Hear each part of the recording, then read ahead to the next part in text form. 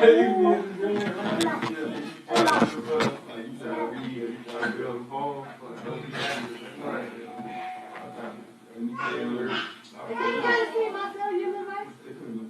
nigga said cellular device. I heard two people's phone go off. They must have got a notification.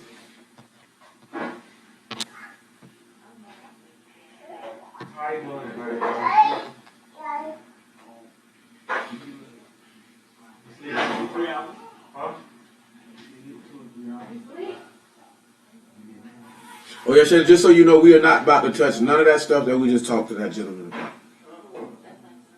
about. Not attack. No, she said she know what we were gonna deal with tonight based off us talking to that dude. We're not gonna touch anything that he's talking about. No. He wasn't talking about anything.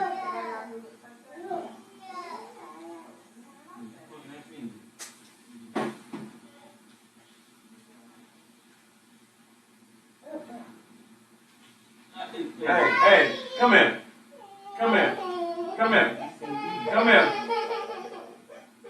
Come here. No, come here. Start off with what?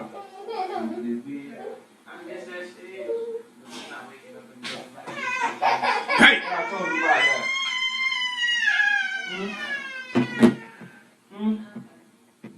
Go ahead. Trina say that's good to hear. Yeah, we not dealing with that. We are not going to deal with that. Go sit over there in the corner. Why you baby cry like she at a funeral?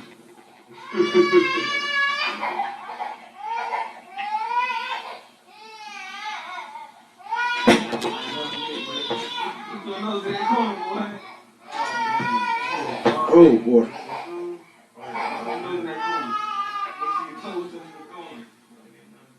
Hey, this lady just went off on a dude talking about if you were a grown man and you try to holler at me and you got a ponytail and braids in your head, be gone from me. She said you played out. She ain't lying though. Only nigga get away with it like Kawhi Leonard. And that need to do something with that. He ain't getting away with it. He hooping though. He ain't. I ain't gonna lie. That junk ain't bad. Like he can do something with it, but that junk ain't like, bro, you tripping. Like, I guess he only get it passed because he young. Like AI junk on it. AI junk. And he's still wearing braids too. Yeah. I'm just saying when he first came in, that junk was kind of like, alright. Yeah, but see, you know, that was so many years ago. She talking like it's 2017. Like when we were talking about when bro talking about he wanted to get braids, like bro, it's 2017, bro. You know what I'm saying? Like for a grown man to have braids in his head, it's kind of played out now. If you didn't have them before, man, you missed the boat. They trying to bring them back. That's a new thing, though. That's a new thing. I see that. Show that like how you got it cut, Yeah. man. Get as many braids as you can. That's so gay. I seen niggas do that. Mohawk had braiding up a mini fade. I ain't get no braids, bro. My hair just nappy. My hair just nappy. Because if I get my hair braided, bro, or I get my hair straightened, hot comb, nigga, then braided. If you won't even hot comb my hair and you can't even braid it. I ain't never got my hair hot comb. Oh yeah, that you know what that do when you do that? Braids look cleaner, last longer. Mandatory, nigga. First lady that used to do me and Fat Boy Head the Trap, boy, how she did her hair. Yeah, the whole Snoop did. The whole Snoop did. No, it ain't like she put no perm in it. You know what I'm saying? Oh, She's straightening it. Oh, the braids look cleaner. I'm talking about how your hair look. Oh man, straight my hair was long. You know what I'm saying? Like it was like the hair at one point, like all the way out. Cause Jamaican lady was like, "Baby, you a candidate for a perm." I said, "I can't get no perm now." You know what I'm saying? I can't walk around here looking like a nigga come off Fillmore Street in San Francisco like I'm pimping. You know what I'm saying? But it was long though. To y'all that's watching, hey man, appreciate y'all. Trina, we might tell about the phone call. We ain't gonna preach about the phone call. I see the lady riding traffic with that junk on her forehead. What she had no forehead? Oh, Ash Wednesday? You know, I've never seen nobody in the flesh do that in my 36 years. This is my first time in my life. Last Thursday. Hey, you hand me that water bottle. She turned. She was moving. That bottle. The empty bottle. The empty bottle. Oh, that's what they doing that for. Oh, y'all know what Ash Wednesday is? Do you know the history behind it and why they actually doing it? That was in Catholic church, right? Yeah. But what it actually is it's weeping for Tammuz. Yeah, weeping for Tammuz. Yeah, that's what they say. The line posted earlier. My grandma Sunday said, "What you doing for Lent?" See, Lent is 40 days of you sacrificing something. The weeping for Tammuz is in the book of Ezekiel when he said they turned their back on the temple and he looked and he seen them weeping for Tammuz. Huh? No, that's Ezekiel 8 or 9. Ezekiel 8, I want to say. When they said in there that they were weeping for Tammuz, that's what they were doing. That's what Lent is now. That the book talk about. Okay. I see the dude on CNN. He had. I was like, well, maybe he don't know he got that on his phone. No, they put a cross because one of the symbols for Tammuz is a cross. Okay. Yeah. Because there's multiple different types of crosses depending on the culture that you're dealing with. I'm like, why the white man got this? He like he got some chocolate on his head. The ashes are for mourning, Sister Monica. That's what they for. They supposed to be like for Ash Wednesday. They supposed to be mourning. What they doing is they preparing themselves for Easter. Like being up praying to the east, they were worshiping the sun. Now, Trina, they ain't supposed to see it because they ain't supposed to be saved. I'm gonna just tell y'all a little bit because y'all didn't hear it, right? So Andrew knows some woman. He trying to explain to her how Hamashiach is in the volume of the book or whatever he was trying to explain to her. He used the example of John chapter 15 where the master say, "My father is the husbandman and I am the true vine." So dude went ahead and we referenced a couple things. I ain't really run nothing down. So he had his time period to where he wanted to preach what he wanted to preach. I let him preach. Truth be told, I ain't gonna tell you no lie. I walked away from the phone. I wasn't really listening. I didn't really care what he had to say. You know what I'm saying? I caught a few of the things. It was trash. It was horrible. You know what I'm saying? You can, like Andrew said, you can hear me in the background, but you don't hear me saying like, "Oh, you need to stop. You going too long." Because I feel like this here, right? Unless we set out beforehand, you get 10 minutes, I get 10 minutes, then I don't care how long you go. You know what I'm saying? Go however long you feel you need to prove your point. And if you feel you need 5 minutes or 95 minutes, I'm not going to stop you. I might be in my head, dang, when this nigga going to stop. You know what I'm saying? But I'm going to let you get off. I expect the same courtesy when I go to get off. You know what I'm saying? Now, with the dispute was Genesis 1 and 11, Genesis 1 and 30, Daniel chapter 4, verses 10 to about 20, and Hosea 10 and 1. So I told him from the jump street that when it was okay, he talking about my turn, that I'm going to deal with these 3 things, and then we going to move. Y'all know because y'all know me that I'm thorough. You know what I'm saying? Now the matters that we spoke about, the Hosea 10, the Genesis 1, the Daniel 4, man, we dealt with that before we even knew any of y'all in this room. Like that was 2013 stuff, 2014 stuff. You know what I'm saying? We've been dealt with it, so it wasn't even really nothing new. But like I told Andrew, and like he heard, I done dealt with it too many times. When I'm talking to, because this will happen every time I done had a dude go first and let him get off, and I don't stop him. And when I get to going, "Oh, you trying to dominate, you taking too long, when you gonna stop?" You know what I'm saying? And I'm like, "Bruh, when you were going, I ain't say nothing." You know what I'm saying? Daniel chapter 4 talk about what this man say the branches, everybody gonna lodge under the branches, that the tree is for meat for the whole earth, to cut the tree down and leave the stump, and that the tree grows back from the stump. I'm like, bro, that's the death and resurrection of a Mashiach. You can't see that? They stuck on, it says it's about Nebuchadnezzar. So what do we do to reconcile that point? Hosea 12 and 10, he multiplied visions and used similitudes by the ministry of the prophets. The testimony of Yahushua is the Ruach of prophecy. That's how we going to reconcile that. You know what I'm saying? Nigga wasn't trying to hear that. Matter of fact, he did the number one thing that most people do when they can't refute what you're saying. They focus on small matters that they feel like they can focus on instead of dealing with the meat and crux of what was actually said. You know what I'm saying? He focusing on Nebuchadnezzar wasn't a prophet. Even though it said that this man had a vision or a dream that came from a set apart one. That it came from the set apart one. Stuck on only Israel a prophet. So then we like, okay then. Is Abraham a prophet? Oh, we ain't dealing with that. What you mean? Because the book said that Abraham was a prophet. He appeared to Abraham. So Adam's not a prophet? Because these men, I just seen a dude ask the question, if it's 12 gates, what gates is Adam and Abraham and them going to go through? They going to go through whatever gate that man want to send them through.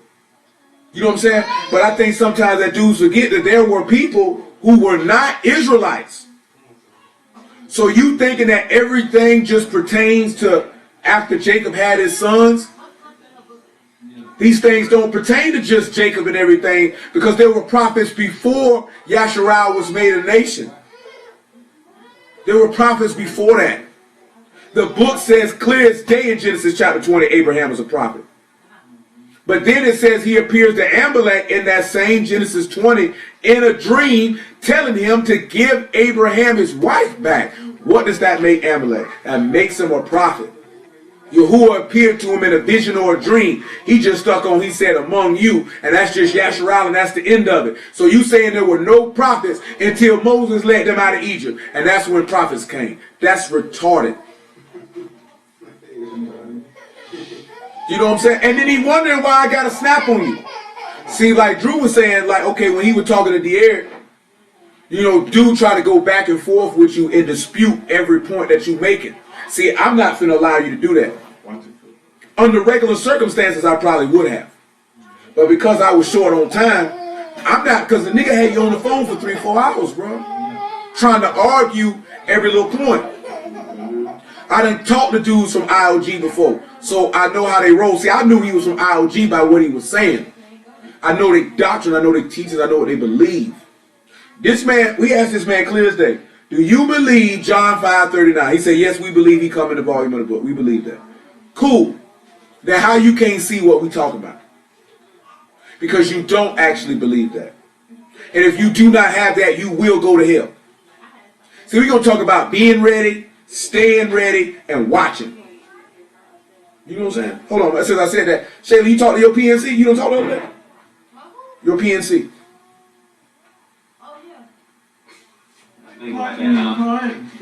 That's a song, nigga. That's a literal song, though, nigga. Smith and Wesson. Learn about it. Real gangster stuff. Say what you want, nigga. I'm a 90s baby, nigga. That's gangster stuff.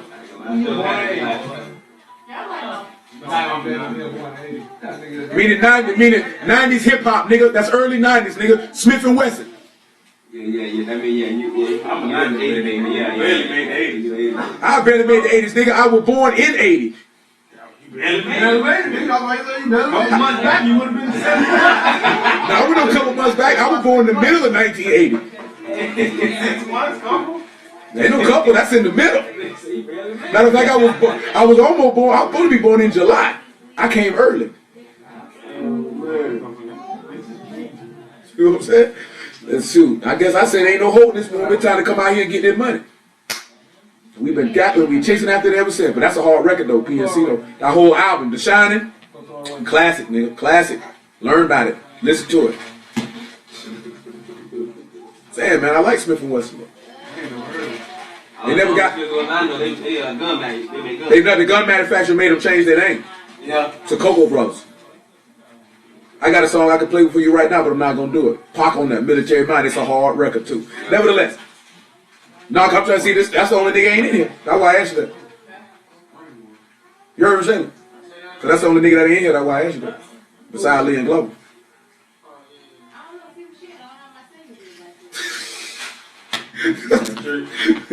This nigga said I don't have my cellular device.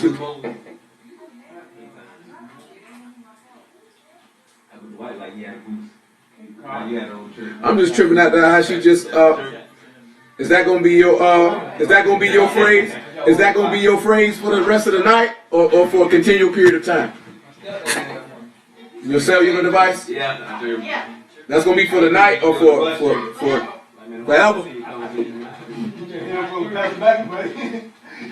Alright, so check it, right? So this is, like I told Stanley we was outside. That was an example, because y'all didn't hear what the man was saying. That's an example of what I be telling you, like a lot of people going to hell. Because that man could not see it. He couldn't see it. You know what I'm saying? I'm going to show you how retarded the nigga is. How many of y'all familiar with what it said in Revelation 5 about there were people weeping? Do y'all know what it said those people were weeping for? Who know what they say them people? Cause I ain't trying to give it all away. Who know what them people, they say them people were weeping for in Revelation 5 without looking it up?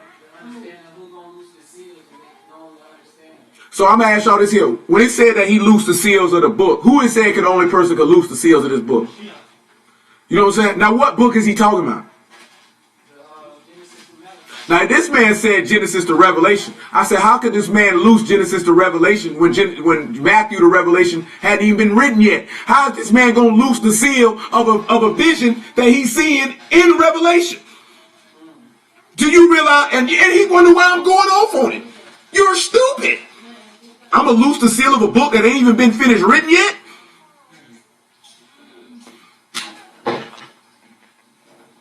Are all us in agreement and understanding and knowing that the seal that he was releasing was Genesis to Malachi? Who knows, without the exception of Stanley, because he was outside with the door, who can remember when those seals were loosed? Matter of fact, you know Isaiah 29 tells you that he said a man will grab a book and he says, read this, I pray thee. And he said, I can't. It's sealed. Exactly. Did we not tell him that? That's when the book was loosed. The whole purpose of the conversation actually is the sister wanted to know what the secret was. Who in here knows what the secret is? We just talked about this a couple days ago, a couple weeks ago. Who knows what the secret is? Who knows what the secret of Yah is? Who knows what that secret is? Mashiach, right? The sister thought the mystery was, or the secret is, our bodies being changed. You know what I'm saying? That's her understanding. Now, we're not picking at her. You know what I'm saying? Because she sincerely believes she don't know. You know what I'm saying? See, the conversation would have been different if we were just talking to her. Because you don't know. You know what I'm saying? So the purpose of this is to take you through this so prayerfully, y'all open your eyes, you get understanding. This nigga was not, see, I'm going to tell you like I know, this nigga was not listening with the intent to understand. He was listening with the intent to respond and refute what we were saying because you didn't believe none of it in the first place. That's all you were trying to do. I already peeped at this, what you're trying to do. You know what I'm saying? And then I noticed what you're trying to do from the aftermath of, oh, Nebuchadnezzar ain't a prophet. You didn't deal with the tree getting cut down. You didn't deal with the meat. You didn't deal with the seed after his own kind. You dealt with petty stuff. That's Daniel Folk. There's a video somewhere on one of these channels about it. Yeah, I'm gonna went over that. Yeah, we might have revisited it, but a long time ago we went into it all the way in depth. Oh, okay. Yeah. You know what I'm saying? So that was an example of what I be telling y'all about. If you don't really know the son, you going to hell. You know what I'm saying? And the thing is, before we really got into everything, I'm going to read y'all this here. I read in Acts chapter 13. This is what I read. Brother got mad too when he was like, you need to have a book on you. I said, I don't need to have no book. The word in my heart. I just tell bro what to read and he'll read it. He talking about even Jesus needed a book. I say, shoot, I ain't see that man walk around with no book in his hand all the time. You know what I'm saying? Yeah, Acts 13. I'm going to read that. Y'all read a lot of time with a mouse and walk around. Hold on. Let me pull my book out my satchel. When he was in the temple or the synagogue.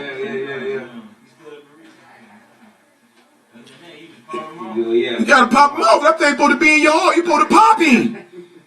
You supposed to be able like this here.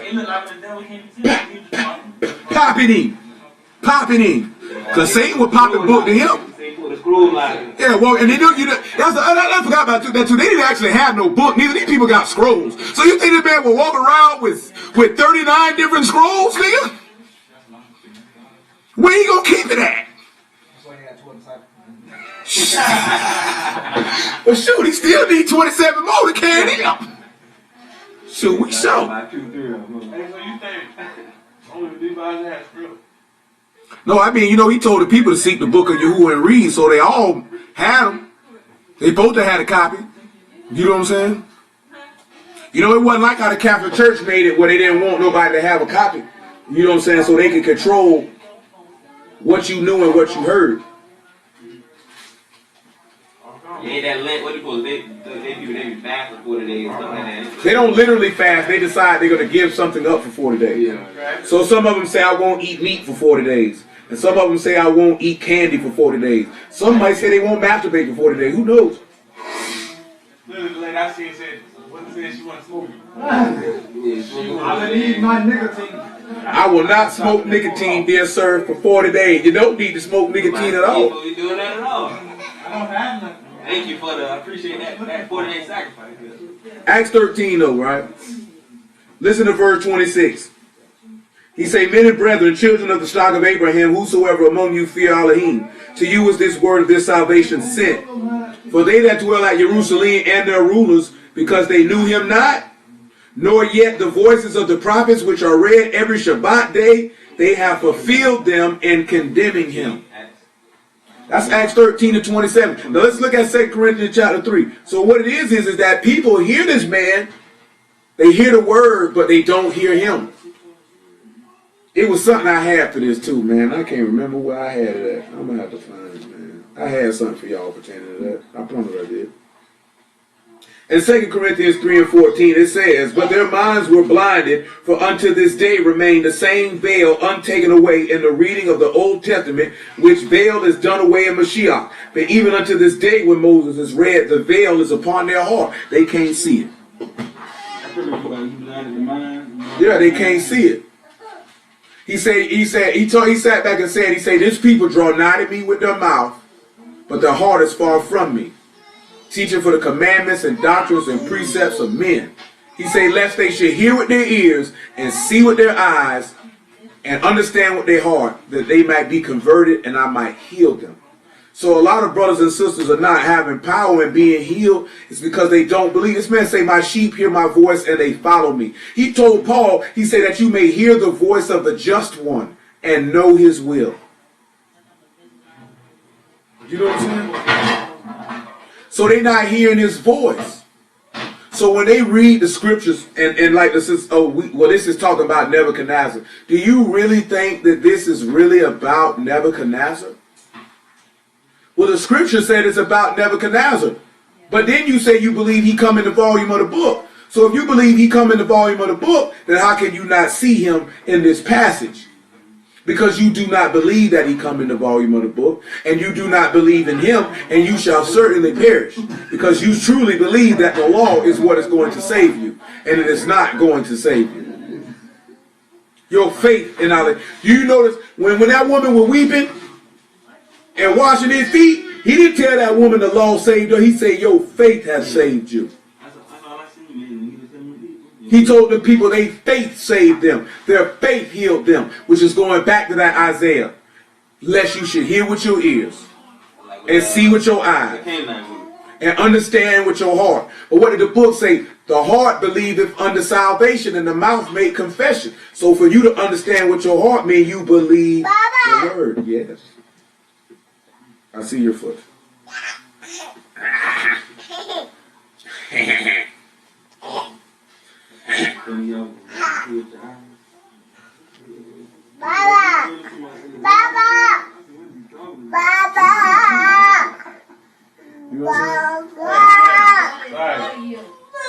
Your daddy call you.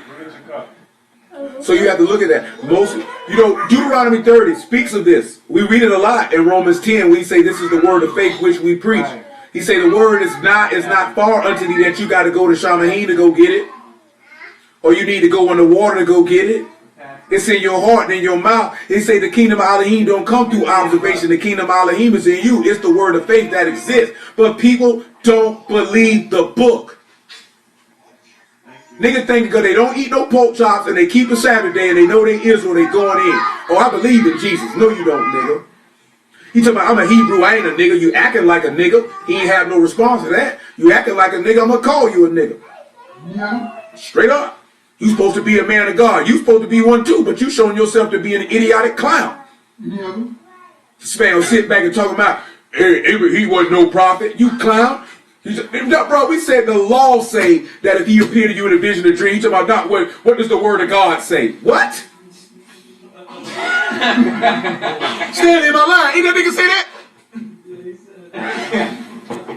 The nigga say, what does the word of God say? I said the law said. But it's the same thing when you say the law say don't eat shrimp. That's a scavenger. Sit your monkey behind down somewhere. You are the dumbest nigga in captivity.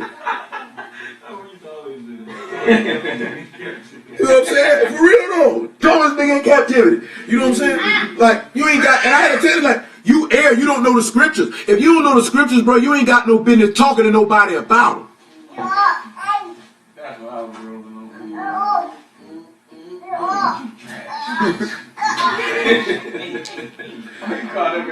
Did the master call them people trash? Did the master call them niggas trash? All I want to know is, did the master call the scribes and Pharisees trash? I wasn't saying so many words. He didn't say trash, but he told them they sucked, they were no good. Ain't nobody heard nobody say they like you in the hood. That's what he told them.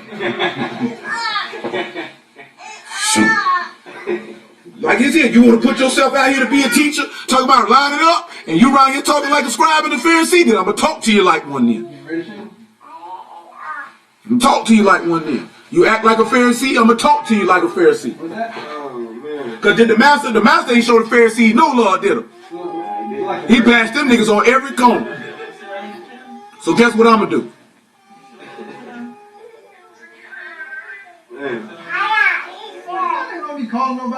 I'm telling you, nigga just say buck me. Nigga take this nigga say screw that nigga. You gonna keep talking? I'm saying I couldn't get a response back. You couldn't tell me, hey man, I'm on the way. I said, clearly she don't. Boy, I can't get no love over here, man. I'm just a nigga in the street. Huh?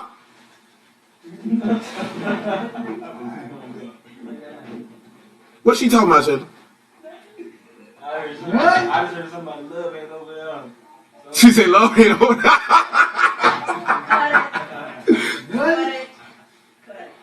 Please get the scissors or the clippers.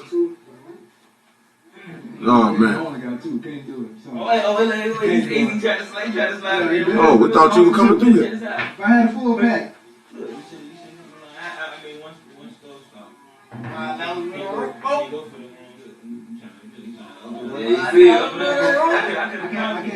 can't sell on Shabbat, bro.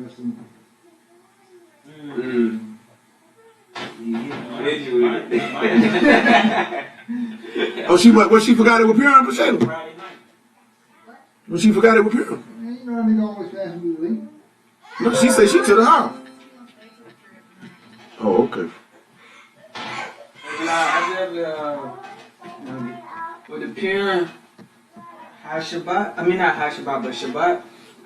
Legally, no. They just observed it as one. They just said they took rest. So it's not really They observed it as one. I mean, I told you, like, well, y'all was like last year, I said, yeah, we ain't working on this one like we had before. You know what I'm saying? As far as like, if you want to buy you something to eat, I'm not going to stop you, but then I ain't not. Working though? No, we ain't doing that. Working though. Huh? I wouldn't send them to school. Working though. But don't the law say it'll be specific when it says no serve God work there? Yeah, I mean, like, it said no with Purim, because Purim is not an ordained day from Yah. I say the Yahudim rested on these 2 days. You know, if they rested and they took them 2 days as a Shabbat, you know what I'm saying? We'll pull the word up for Yeah, it. but he said so if we could, like, we either get something to eat, because I said to eat something. Yeah. Nigga, you always hungry. When you ain't hungry. See, So it just happened Yeah, that because, like, it so happened that it happened Thursday, Friday. my understanding. Normally 2 days. So I'm gonna read it to That's you. what- It say, for the Yahudim that were in Shushan gathered themselves together on the 14th month, also of the month of Adar, and slew 300 men at Shushan. But to pray they laid not their hand. But the other Yahudim that were in the king's provinces gathered themselves together and stood for their lives and had rest from their enemies and slew of their foes 70 and 5,000. But they laid their hands not on the prey. On the 13th day of the month of Adar, and on the 14th day of the same, rested they, and made it a day of feasting and gladness. But the Yahudim that were at Shushan assembled together on the 13th day thereof, and on the 14th day thereof, and on the 15th day of the same, they rested and made it a day of feasting and gladness. That's 9. So when in this particular verse right here, when it says that you got nuach, and it's just resting place. And that's the word that's used for 16, 17, and 18. In those chapters. I mean, the verses in chapter 9. So, you know what I'm saying? So this year decided, you know, we just not going to work. But if you niggas need to eat, do that type of stuff like that. Cause I can't tell you can't, because it's not a Sabbath from him. But we going to rest, though. What you say now? Like, you need to go get something to eat. Boom. Nah. I ain't know because I had a little job tomorrow, so I was just trying to get some understanding. Because when he said that, it's the Shabbat. That's what made me. Because we observing it as one. You treated it like one. Because they rested. So that means whatever they did on the Shabbat, that's what they did then. And then it was 2 days. It was for 2 days. But yeah, and that's a second question. Passover, and then unleavened bread. That's back to back, right? 2 days. Unleavened bread is like the first day of the feast, counting 7 days, but Passover is like the actual first day of it. Because you got to eat unleavened bread on Passover, isn't it? Both of them are Shabbat still. No, Passover is. Oh, just that first day. I thought it said on the 14th day, and then on the 15th day. 14th day when you keep the Passover. No, they were resting. Then they go into unleavened bread. So which day is actually? Is it the first day and the last day, or just the first day? First day and the last day is meaning Passover. The whole week. Yeah. So right there, it'll be the 3rd and then the 9th, which is, I think that's it. I think that's the 9th. So why would you tell people? No, last year it came out like we not working on Purim like we did. We always just didn't treat it like no Sabbath beforehand.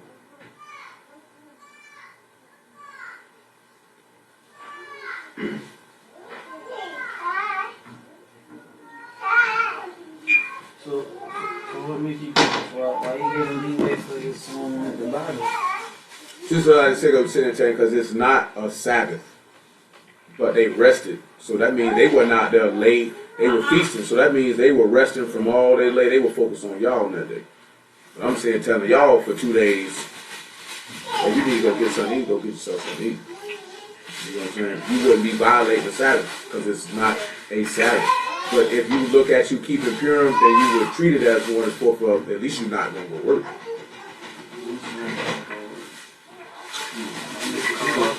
Oh yeah, this gonna lead right into the Shabbat, though, isn't it? Yeah. I get what you're saying. I get what you're saying. I don't know who I was talking to or something. They was like, I ain't gonna tell nobody not to work. You know what I'm saying? Something like that. I think somebody was saying something, you can keep it, you want, but if you're not, it's not in the law. You know, it's a lot of people that don't keep Purim because it's not in the law. Y'all didn't give it. So that's how they view it. You know, Well, we believe in the whole book. So yeah, that's I why mean, so, like I say though, knowing that the word says that we just read in Esther 9 that they rested. And they treat it as a day of feasting and gladness for 2 days. So if they feasting and gladness, you know they ain't working. You know what I'm saying? They celebrating the deliverance that y'all worked on their behalf. You ain't got no time to be out here lading cattle and planting vineyards if you're doing that. Like I said, feasting and gladness. You ain't gonna want to go work Work there in the middle of no then go- feast. yeah. Oh yeah, it's fine. It's fine where I'm at. It's good. No, it's fine. I'm good. I'm at my See, friend's so I had house. to It's tell good. myself not to spend all the way to Saturday. Yeah, and I ain't mad at nobody. They did. I did as well. But if you felt like, man, I want to go get me something to eat, man, go get you something to eat. I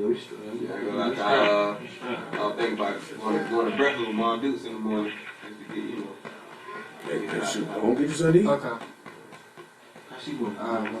Oh yeah, 'cause I got called. I got called. Because we rescheduled. Because we had a job scheduled for today and yesterday. I mean, today and tomorrow, and we rescheduled it for Monday and Tuesday, but then it got rescheduled again to Wednesday and Thursday. But that ain't had nothing to do with us, Yeah, you end up working. You know, Just I mentioned that last year. I don't think some of y'all was there. Now we were like, we not working. Yeah, I know you wasn't there. I know who was all there, and none of those people who were there, with the exception of them two, are present at this present time. Ain't none of them there. Nevertheless, y'all, we finna get ready to crank this thing up, I suppose. Buddy. Let me show that chick.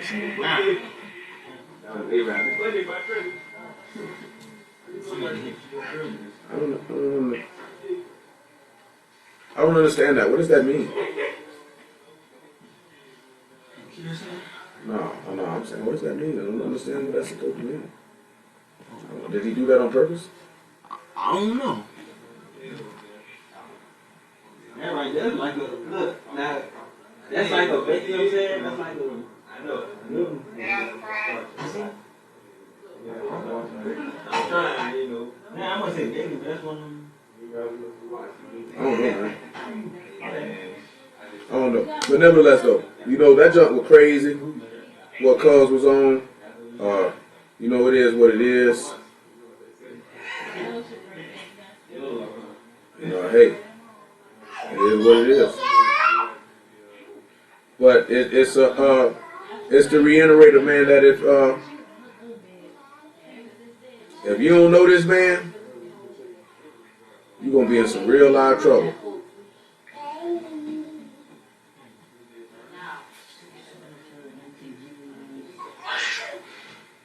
Real live trouble. Yeah, baby. Yes, baby. Hey, watch before you pour that on the floor. Lift it up and drink it. You're gonna pour it on the floor. Like I say though, just listening to the gentleman speak, you know what I mean? He's like, it's just reiterating the fact of you really, really need to understand how vital it is to hear the man, to see the man, and to believe on the man. Go to your mother. Your daughter just poured her beverage down the front of her shirt. And I think she might have done that on purpose. So.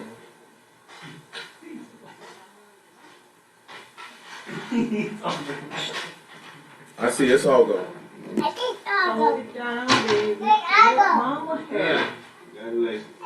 So I say we're going to be dealing with probably some of the stuff we was looking at in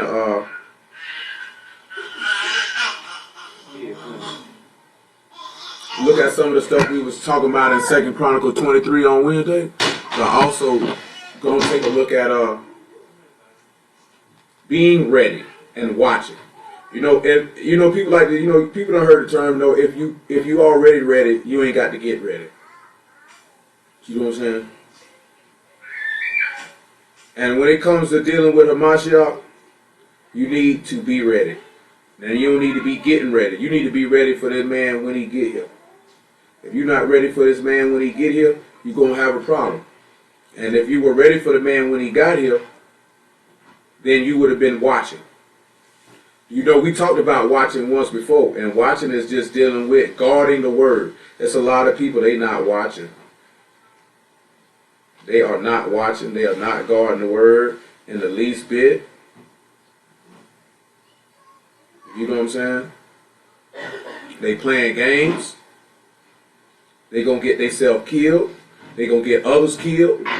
You know what I'm saying? Like, I wasn't trying to be funny talking to that gentleman, but I meant every word that I said. You know what I'm saying? You are on your way to hell. You know what I'm saying? Because you blaspheming. You sitting back and you saying something that is inspired by the living Father ain't got nothing to do with him. But see, the thing is though, don't nobody want nobody tell nobody this stuff. You'll just be like, oh, that brother don't know what he talking about, and laugh at him, and then don't actually tell him, like, you know what I'm saying? you're on your way to hell, sir. And you're not on your way to hell because for no other reason than you don't believe. I have no problem telling you you're a wicked man because you call the Father a liar, because you say he did not bear witness of his son. That's what you calling this man. You calling him a liar. When you say that's not talking about Jesus, you just called the Father a liar. That's what you just did. I take great offense to that. I don't know how some of y'all feel about that. I take great offense to that. You got to understand something. That man died for that testimony that we might have life. That's not a light thing. That man died for that testimony. That man could have bucked that testimony.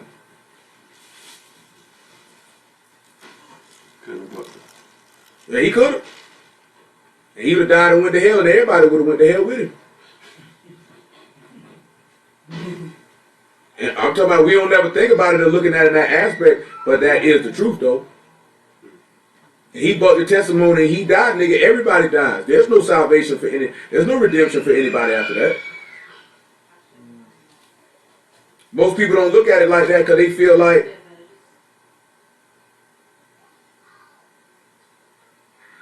oh, these boys talking about another 13th month. Them boys still on that? No, I just seen the brother talking about making preparation for the 13th month. Them boys still talking about 13 months? Boy, ain't no book for no 13 months. There is no book for 13 months, man. Okay. But listen to what I'm telling you, right? First Kings 4 and 12 killed all that. How Solomon lined up all his men for them. Yeah, I mean, I showed niggas that. They didn't want to hear that, though. But let's look at it in this aspect right here, right?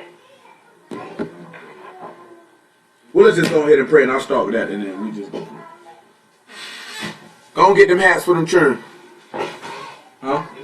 Uh-huh.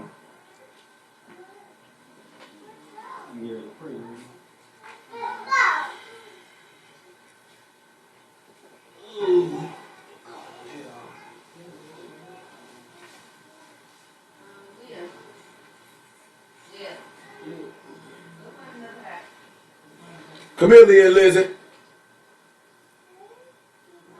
I know Lizzie got her Jamaican hat.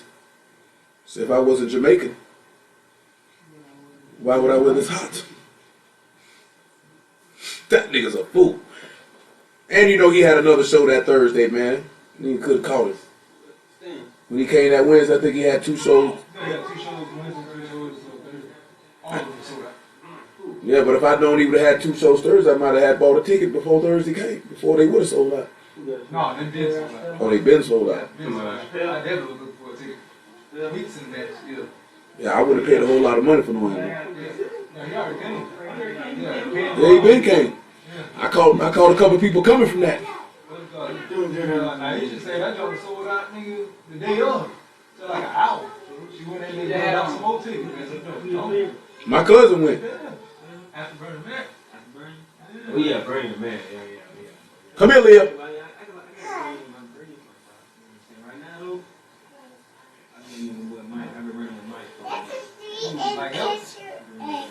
Yeah. You want to say hello? Say hello. Soraya says hello. Say hello. Come on, Lizzie. Say hi, Lizzie. Say hello, Lizzie. Y'all ready? Everybody ready? All right. Righteous Father, we thank you for allowing us to gather together again to hear thy word. Another opportunity to be strengthened in our salvation and to learn of thee, that we might learn the things that please thee, that our faith might be increased, that we might be counted to be worthy to become the sons and daughters of the living Elohim, according to the covenant which you made with our fathers Abraham, Isaac, and Jacob. Have mercy on their seed. Look upon the whole house of Yasharah, to the Yahudim first, and also to the Gentiles.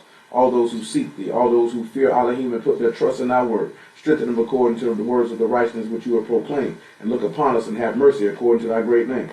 Remember Jerusalem, the city of salvation, which you have chosen, and visit upon all the Kadesh synagogues and assemblies of Yahuwah in the four corners of the earth. Strengthen us all that we might seek thee with the whole heart and the whole mind, not leaning to our own understanding. Give us eyes to see and ears to hear and a heart to understand and perceive, that we might learn of thee, which is to learn of thy Son, that we might eat his flesh and drink his blood, that we might be quickened to life everlasting, that we might be counted worthy to stand upon thy kingdom. Father, we ask you to remember the assembly of the firstborn individually and collectively. Let the love of Mashiach dwell in our hearts by faith. Turn us to thy fear and turn us to thy righteousness. Remember us, Father, according to thy mercies. Let our names be written on high. Let us not seek our own heart and our own way. And let us constantly stay vigilant. Let us constantly stay watching, guarding, and observing our word, that we might be able to stand in the last day and the day of temptation. As we proceed further, Father, we ask you for a word from on high, a word of truth and righteousness to come to us, that we may know him that is true, that we are in him that is true, even our son Yahushua HaMashiach. This is the true Elohim and eternal life. Father, we give praise, esteem, and honor to the Most High Yahuwah by Hashem Yahushua this day. So be it. Hello. Stop, Renee. Get down. John 5:39, everybody. So, yes, baby. Do you have a peanut butter and jelly sandwich? I like peanut butter and jelly sandwiches. You want to say everybody, but you want to tell everybody hello? Say hello one more time, baby. Okay. John 5:39, everybody. As we begin to start this first day of Purim, of course, we will dip and move in the book of Esther. Like I said, we're just going to talk about being ready, staying ready, and most importantly, watching. Because if you're watching, truth be told, that means you have gotten ready. How many I'll ask everybody this question right now. You can answer it aloud or you can keep it to yourself. If this man was to crack the sky right now, are you ready? And if you are not ready, then what is it that you need to do to get yourself ready? You know what I'm saying? I say when the Hebrew word for watch literally means to guard or observe. It's not necessarily literally watching. You know what I'm saying? And then we could take that and tie that in with the Levites, what we talked about on Wednesday with the porters guarding the doors. You're watching the door or you're guarding the door, because that's what a porter does. He guards the door. So you're talking about actually guarding the word. And you need to guard it with your heart. And we'll actually look at that Proverbs chapter 4, which, if you remember this, said that because Proverbs tells you to guard your heart, right? And I seen a brother say something, and this is a true story before we proceed, before I read the John 5:39. First and foremost, we give praise, esteem, and honor to the Most High Yah by way of his son, Yahushua HaMashiach. But the first thing you sit back is, right, and I ain't saying everybody, everybody is not as strong. Some people are stronger than others. That doesn't give you a reason to necessarily indulge in certain things. Like certain people can't listen to certain type of music, word or no word, because it can affect their mood and shift on how they behave. You know what I'm saying? Like I seen a woman one time with Dollar General. She was with her boyfriend or husband, whatever he wore to, it was her mate. She heard Boys to Men, I'll Make Love to You come over the loudspeaker, and you could tell her whole demeanor changed and she was ready to have sex on the spot. Like we sitting there looking at her like her whole demeanor changed. But music has the ability to do that. Everybody know you can hear a particular song and it can take you back to a certain time period with a certain person. And then some people get nostalgic and then want to try to go back and holler at that person to try to rekindle a moment that has passed. You know what I'm saying? Like you can't go back and recreate that. You know what I'm saying? Like I had a brother tell me like somebody did a sucker move to somebody in his crew. And then he hit him up. Like, remember when we used to do this here and do that there? But we could never go back to what it was before you pulled the stunt that you pulled. You know what I'm saying? And he pulled a mean one. You know what I'm saying? I ain't going to go into no detail, but he pulled a mean one. You know what I'm saying? But people look at that like they say, right, if you with a woman, you did her wrong, you cheated on her, whatever the case may be, and you want to try to go back to what it was before, you can't go back. It can never be the same. You know what I'm saying? So sometimes we had to sit back and look at that, man. It's certain movies, TV shows, you know what I'm talking about? Like this here right now, I'm going to be honest with you. I wouldn't recommend anyone to watch any pornographic material. You know what I'm saying? Some people can look at a half-naked woman and look at her turn his head and it has no effect on him whatsoever because he just got that much strong enough charge over his own will and his own thoughts. Another man can't do that. You know what I'm saying? He going to be like this here. Shh. You know what I'm saying? He gonna go crazy. You know what I'm saying? Some people can go around, I can go around some niggas smoking reefer right now and I ain't gonna care nothing about hitting that blunt. You know what I'm saying? But somebody else can go around him and he might pass me that joint. You know what I'm saying? Like for real though. You know what I'm saying? But you got to guard regardless how this is because he said the issues of life issue out of your mind. And we'll talk about that a little bit. John 5:39. Because this is all in the process of preparing yourself to be ready. And we'll go with that when we talk about, because we can take that and talk about those 10 virgins. Because you had 5 of them that were getting ready, and you had 5 of them that were not. Why were they not ready? Why were they not prepared? You know why people ain't prepared? Because they like to sit around and play. Like I told y'all on Wednesday, like we were talking about on the phone. So I'm going to just be honest with you. The man got people he done ordained to salvation. He got people he done ordained to damnation. You know why it's like that? As a matter of fact, I put it to you like this here, right? I seen a dude talking about Marshall Faulk. I don't know if y'all know who that is. Rams running back. He played for the Rams. When he was drafted by the Colts, he played college at San Diego State.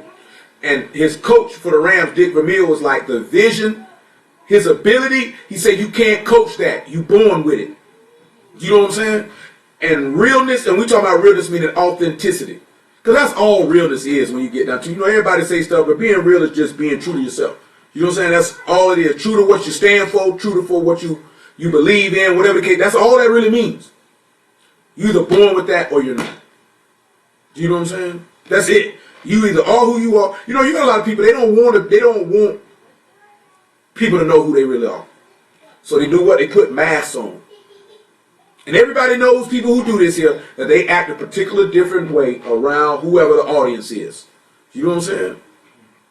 Everybody knows somebody like that. I ain't talking about nobody in the word or nothing. I'm talking about people, period. You know what I'm saying? You may not know somebody who does it right now at this moment, but everybody knows people who do it. But then when we talk about the word, we know people in the word who do this. You know what I'm saying? You can have some niggas, they get around bruised, they extra righteous, get away from them bruised, they're the most wicked nigga in the world, that where people who don't know them wouldn't even know they was in the word. Right, get out your shit. Not based on because they don't talk about it, but because their behavior is nowhere close to what they do when they were. Because you know church people who do it. When they had church functions, they the most upright, righteous, holy people you ever want to see. You get away from them church people, and you be like, who? Jeff. Shoot, nigga, Jeff just had about 3-4 holes around here last night. Nigga, I was with him. And that nigga was snorting coke. You be shocked. You don't even believe it. This is what we were talking about with the master, because I say the master called the scribes and Pharisees fake people. He said, outwardly you appear righteous, inwardly you full of wickedness. So you tell them you're not real. You're not really about what you. That's what a hypocrite is. That's somebody who's not. You say you about this, but you really not. You know what I'm saying? You have to watch for that, because that's not of God. That's not an attribute of Yah. Who Yah is, that's who He is. You know what I'm saying? Now we got to clarify it. Now David went and did something that wasn't of Yah, and he tried to cover it up. But when Yah exposed him, he humbled himself and he repented. He realized I should die. You know what I'm saying? There's a difference. A hypocrite say this high what I'm about, but he don't live like that at all. You know what I'm saying? Like David just wasn't living crazy. David just let his penis think for him. Got him in trouble. You know what I'm saying? That's what get most people in trouble. They think with their flesh. I want you to say with their genitals, but they think with their flesh. You think with your emotions. You think with your passions. You know what I'm saying? When you think with your passions, you don't get outside the word Elohim. Once you get outside the word Elohim, it's on you if you're going to move to get yourself back into it, or you're going to allow your passions to continue to keep you outside of it. John 5, a lot of people can allow, like I told y'all, a lot of people allow their passions to keep them outside of it. Because once your passions take you outside of the word, you have to stay outside of the word to keep whatever your passions were leading you to. Because remember now, he say, he that is in the flesh can't please Elohim. Because clearly if you're in your flesh, you know what that means? You don't believe in him. You don't believe in him. Because if you believed in him, then your passions would not be dictating what you do. That's a whole nother topic. Search the scriptures, for in them you think you have eternal life, and they are they which testify of me. And you will not come to me that you might have life. I receive not honor from men, but I know you, that you have not the love of Elohim in you. No disrespect to the brother, but clearly he didn't know Elohim, he didn't love him, he wouldn't come to him. He wouldn't come to him. Now let's look at one of the things he was talking about just because. Daniel chapter 12. And we ain't going to be looking at Daniel 12 for that nonsense he was kicking. We're just looking at Daniel 12 for this thing about the book. Because I need y'all to understand that this seals is forth as getting ready and preparing yourself and being ready. That's all we're looking at. Daniel chapter 12, right? Pick me up at about verse 10. Is it 10 that I read? No, my apologies. Daniel 12 and 4 is what we desire. But thou, O Daniel, shut up the words and seal the book, even to the time of the end.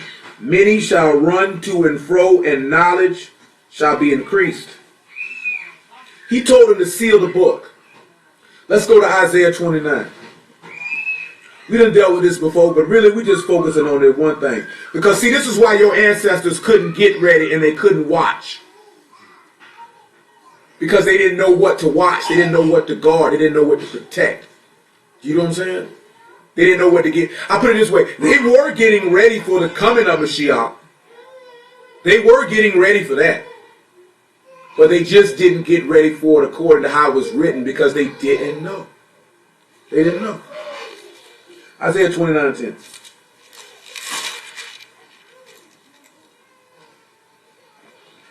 He says, for Yahuwah have poured out upon you the ruach of deep sleep, and have closed your eyes, the prophets and your rulers, the seers have he covered. And the vision of all is become unto you as the words of a book that is sealed, which men deliver to one that is learned, saying, read this, I pray thee. And he saith, I cannot, for it is sealed. He said, read this, I pray thee. He said, I can't, it's sealed. Now, if you've ever had anything that's been sealed, you can't get to that. You can't open that. This man say, please read it to me. He said, I can't, it's sealed. He just told Daniel to seal it. So that means nobody could know it. They were stuck. They had no idea what was going on. Matthew chapter 13. Because Daniel was wise. He didn't even know what the vision meant. He didn't know what none of it meant. He was trying to figure it out.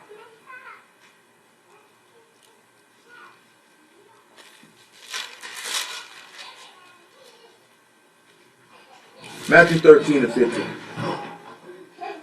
Make it 14. Because I'm going to deal with the point that I was just saying to y'all, and then we'll precept that. And in them fulfilled, make it 13. Matter of fact, make it 11. And he answered and said unto them, because it is given to you to know the mysteries of the kingdom of Shalahim, but to them it is not given. Hey, did your mama say stop running? Now think about that. He say, unto them, unto you is given, but to them it's not given. Do not think that this man's words are idle and that deal doesn't go on to this very day. What is it about any of us that make a lot? Because guess what, right? Because it ain't got nothing to do with me. You know what I'm saying? Because all we're doing is just saying what the book says, but yet he allowed you to see it. Well, we can run the same information that anyone in this room here and somebody else can't see it. Why? Because the man just told you it's not given to them to know it. But then some people it's given to them to know it for it to be a snare and a trap for them. Because Judas sat down and heard every word the man said, took him down. So you have to remember that. Just because you can hear it, just because you can see it, it can still be a trap under you if you're not hearing it with the intent of watching or guarding or keeping it. A lot of people don't hear the word with the intention on keeping it. Listen what he tell you though. For whosoever have, to him shall be given, and he shall have more abundance. But whosoever have not, from him shall be taken away even that he hath. Now what you think this man means when he says to whomsoever to whom shall be given, he shall have more abundance. But whosoever have not, from him shall be taken away even what he have. Y'all want to know what y'all think this talking about? In the law. Somebody who had something, he was giving it in more abundance. And somebody who didn't have it, he had less. He had all that taken away. Even more than he had. Even more what he had that was taken away. What he had was taken away from him even more so than what he had. Come sit down. That's exactly what it is. Genesis 25.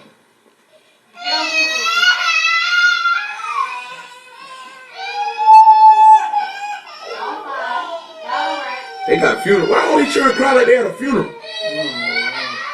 Hey. They crying like, why, Jimmy, please, Jimmy. Not Jimmy. Not Jimmy. Please, Lord, why, Jimmy? Take me, Lord. Take me. They say the quote-unquote Grim Reaper show up. No. Take Sister Althea. I'm not ready to go. You take her. She be stealing out the plate. I seen that.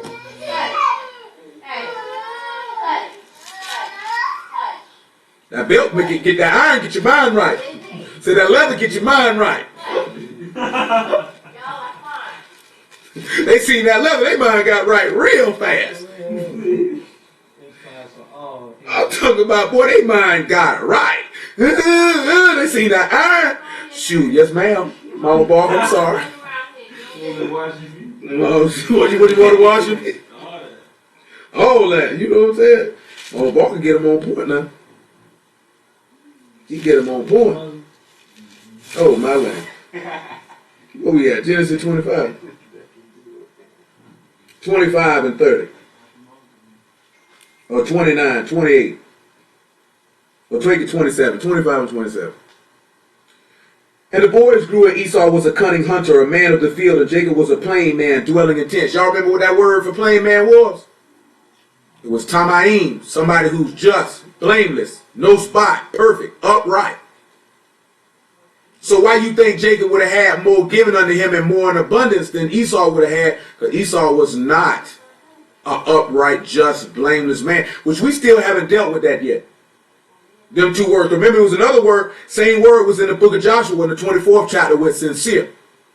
When he tell you to serve him with a sincere heart, that means that's a blameless, upright heart, a just heart. You know, that just hit my mind when we were talking to that dude out there, and we were telling him how he said he passed over him 7 times, and Cud just glossed over that. But what the purpose of what afflictions and suffering and tribulations do is it purifies your heart to get that stuff up out of you. You know what I'm saying? See, a lot of people, when they come to their persecutions or their afflictions or their sufferings, they try to stir them or pacify their flesh in the midst of it, because whatever it is that's in their heart, they don't want to get it out. They like what's there. They like who they are. They like the wickedness that dwells with them. That's why you don't see niggas change. So you see niggas make some modifications in the behavior here and the behavior there, but really fundamentally they still the same person. Leaving the whole lump. Little bit of it. So you still the same wicked nigga you always been. You just might know how to cover it up a little better now. You know what I'm saying? But you still the same wicked nigga. Because when this man puts you in situations to get this stuff up out of you, you not trying to get this stuff up out of you.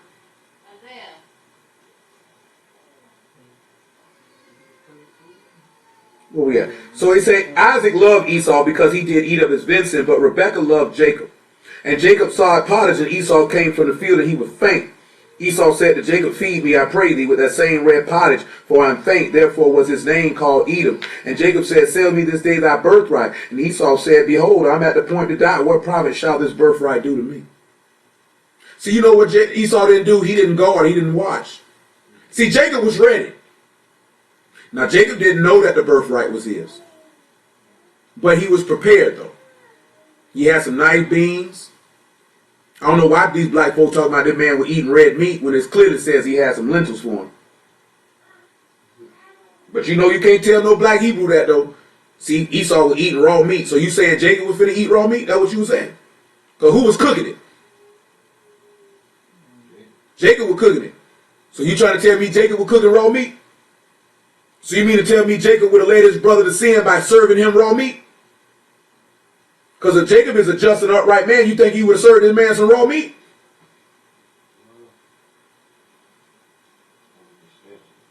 And Jacob said, swear to me this day, and he swore unto him, and he sold his birthright to Jacob. And you come back to Matthew 13. We're not going to read Genesis 27. You know what happened in Genesis 27, right? All the dominion, all the authority, all the sovereignness, all the power Elohim went to Jacob, didn't it?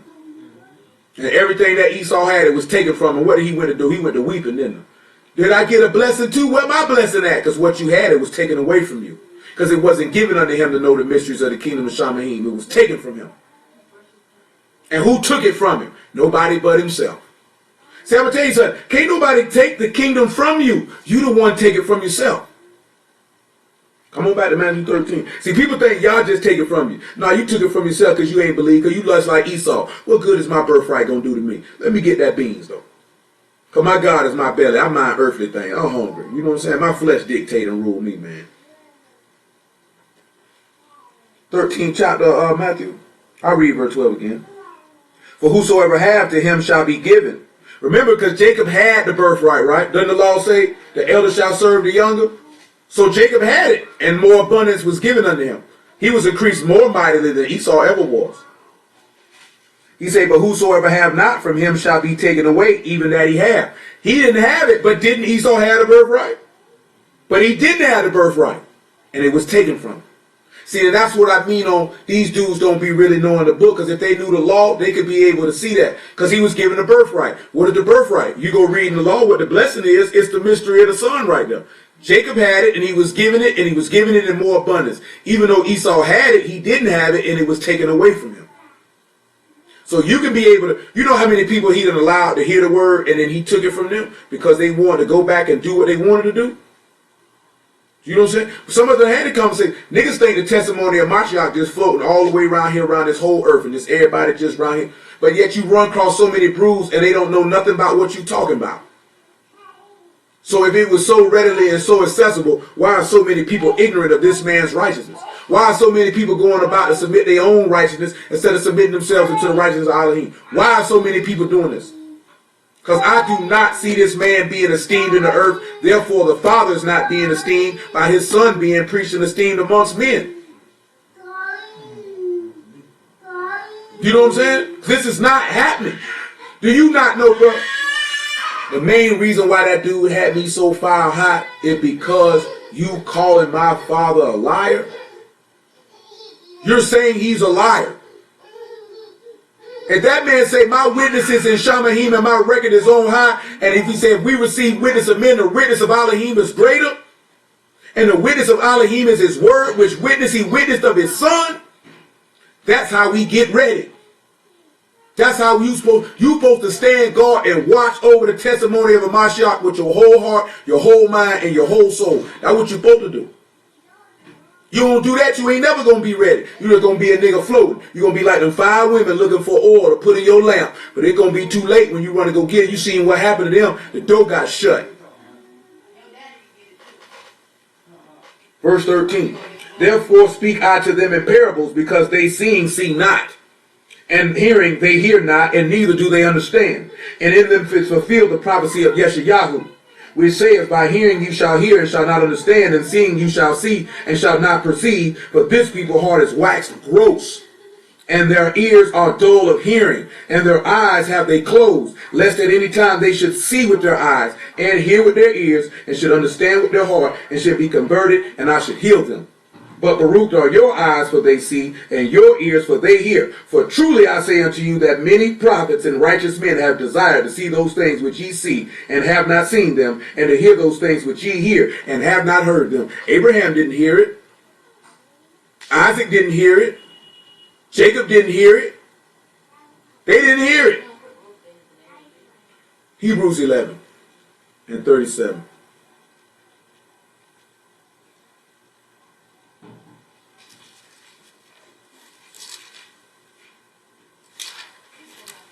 Just bear with me. I'm just trying to deal with that.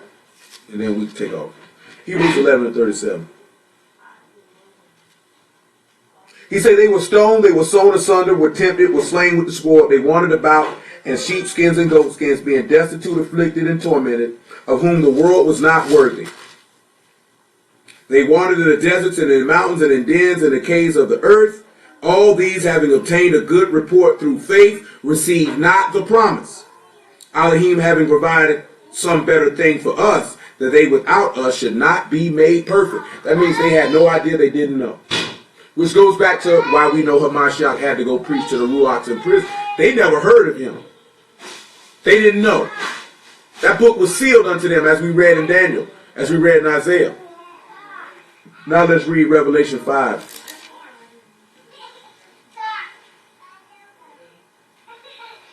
What we're dealing with is the simple fact that we don't really realize at this point in time in history, so to speak, in this dispensation of time, I should say, how blessed you are, because you get to hear and see those things that men did not get to hear and see that came before you. You know, a lot of brothers be like, you ought to like to be back in this time. No, you don't. You don't want to be in no other time other than during the time of his death and resurrection or afterwards. You don't want nothing to do with that before. Because that means you were shut up to salvation. You were shut up from faith. That means you were shut up from life at that time. You ain't want to be around there. It sounds real good out your mouth.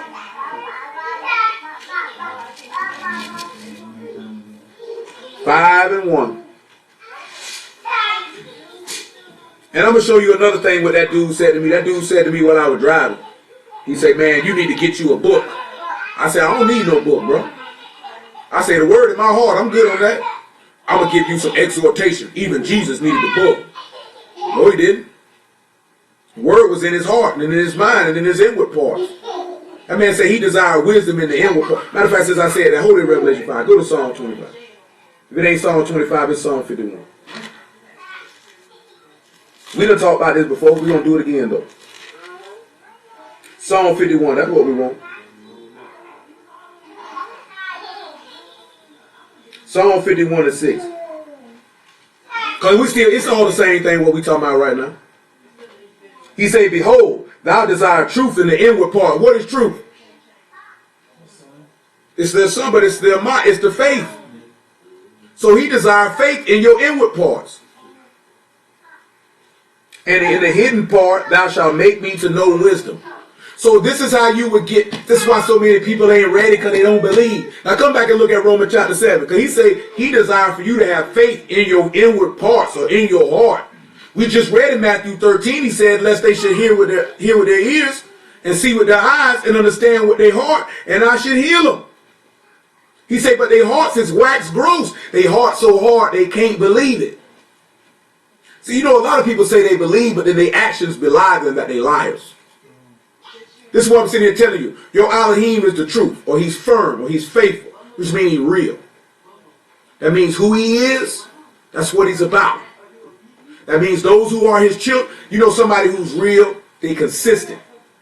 Because if you firm and you faithful, that means you consistent. That means you know day in and day out what you're going to get from you. You know day in and day out the sun going to rise and the sun going to set. You know day in and day out that the animals going to get their food. You know day in and day out that the waves are going to crash up against the sea but never overtake them. You know day in and day out that men die and men are born. You know day in and day out that word going to be preached. You know day in and day out his esteem is seen amongst all men through the works of Shamahim that all might know and understand. He real, he consistent, he firm, he faithful. He say, I'm the faithful Elohim that keep covenant with thousands of them that love me and keep my commandment. He 100. So and that's all that being 100 is really being consistent. Some people are consistently evil. Some people are consistently righteous. When you see people who do things in an inconsistent pattern, they're not of God. I don't care what they say. Because your God is consistent. You know what I'm saying? And you're going to tell me you got some inconsistencies in your servitude to him, and you of him? Oh, nigga, you a liar. Because your God don't pull whole moves. He don't pull sucker moves. He don't pull inconsistent moves. He's not unfaithful. When can you read in this book, y'all being unfaithful?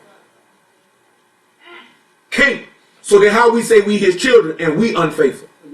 How we say we his children and we don't have faith in our inward parts? But Romans 7:23. That don't make no sense, dude. Some people like this here, man. Some people watching live, some people listening in, some people watching it later. They might not like what I got to say, but am I lying though? I ain't lying though. See, that's what's wrong with Israel. Like, you can tell Stanley retarded. Dude didn't expect me to tell him what I told him. But your God would have told you that. The master would have told you that to your face. You're a wicked man. You're a wicked man. You think you're not wicked because you don't eat pork. You think you're not wicked because you keep the Sabbath. But you're wicked because you don't believe. And you're manifest. And in the fact of acknowledging that you don't believe or you didn't know, you rather blaspheme. So you're a wicked man. I have no problem telling you that. Because if I was talking how you were talking, I would hope somebody would have enough heart to tell me I was a wicked man that maybe I might consider and repent. 7:23. 7:22. That's all we want is 7:22. He say, for I delight in the Torah of Elohim after the inward man. So if he delight after the law of Elohim in the inward man, and the law is what according to Psalm 119? The faith.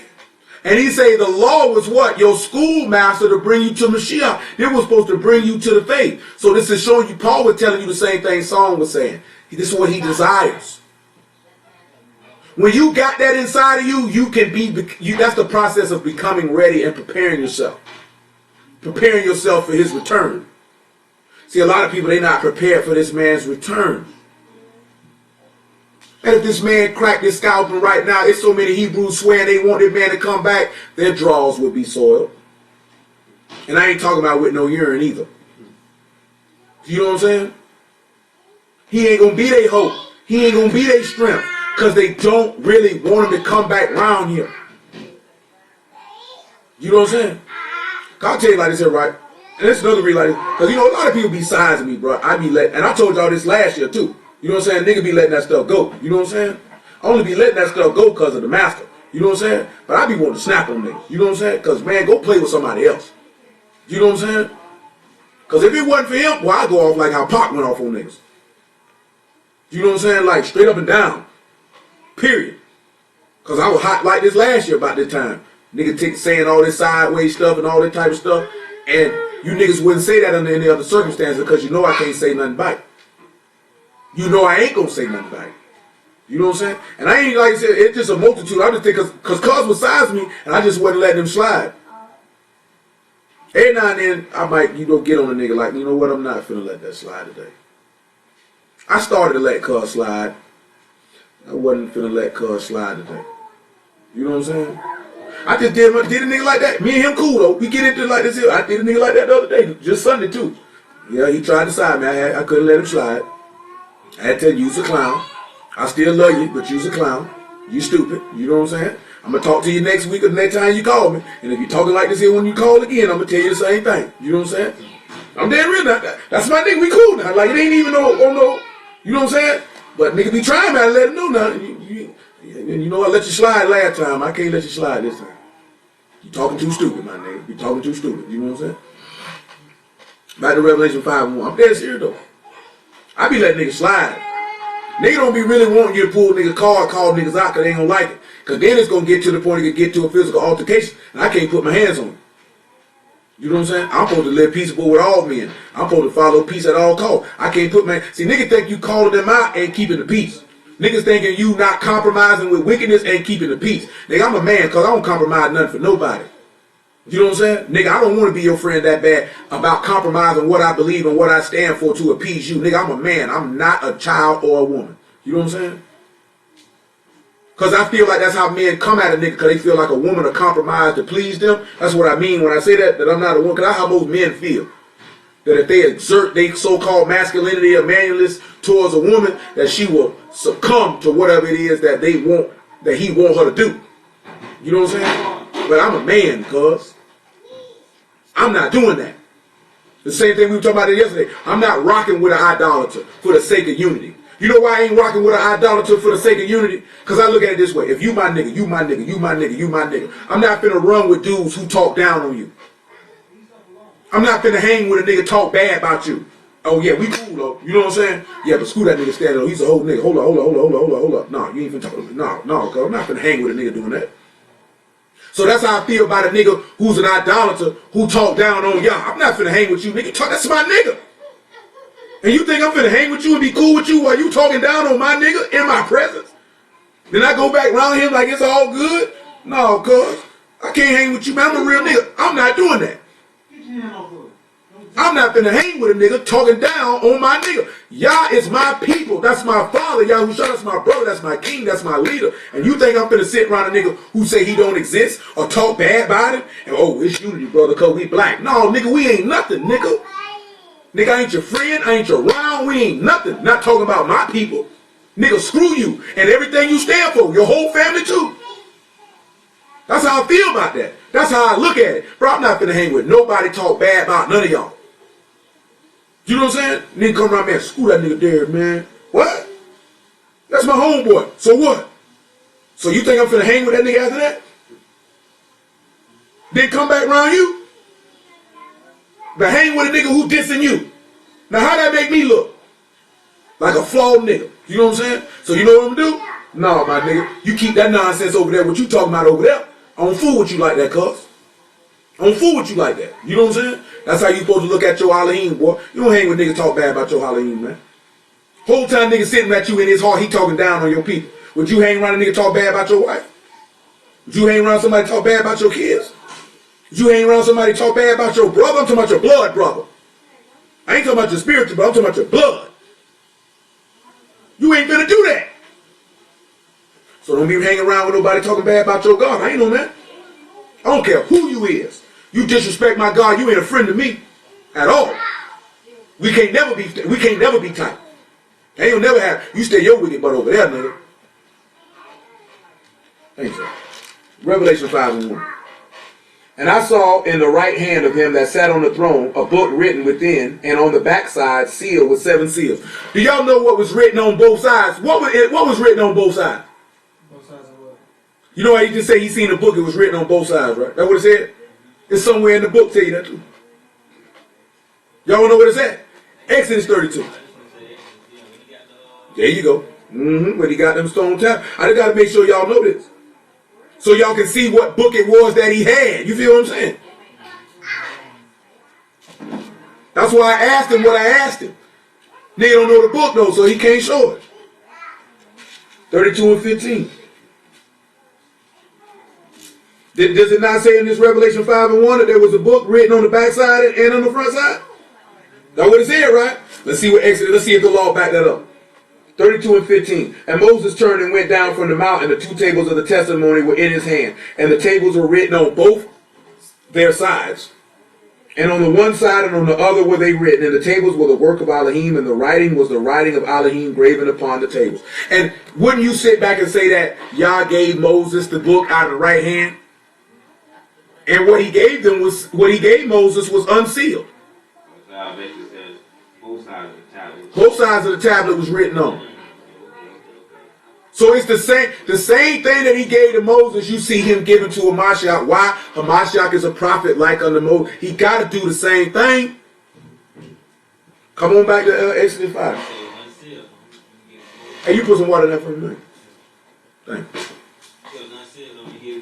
It was because remember he given them the law. Remember he said the secret things belong to you, but the things that reveal are given unto us and to give unto our children. What he was given unto Moses was unsealed. But what was given to Hamashiach was sealed.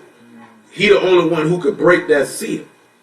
So what Moses had, it was sealed and unsealed. It was unsealed in that he was given the plain open law to him, but sealed that the testimony of Hamashiach was not revealed unto them and what was given. Nobody, the Father ain't tell nobody but the Son. The Son, the only one who knew. And John the Baptist knew about this much.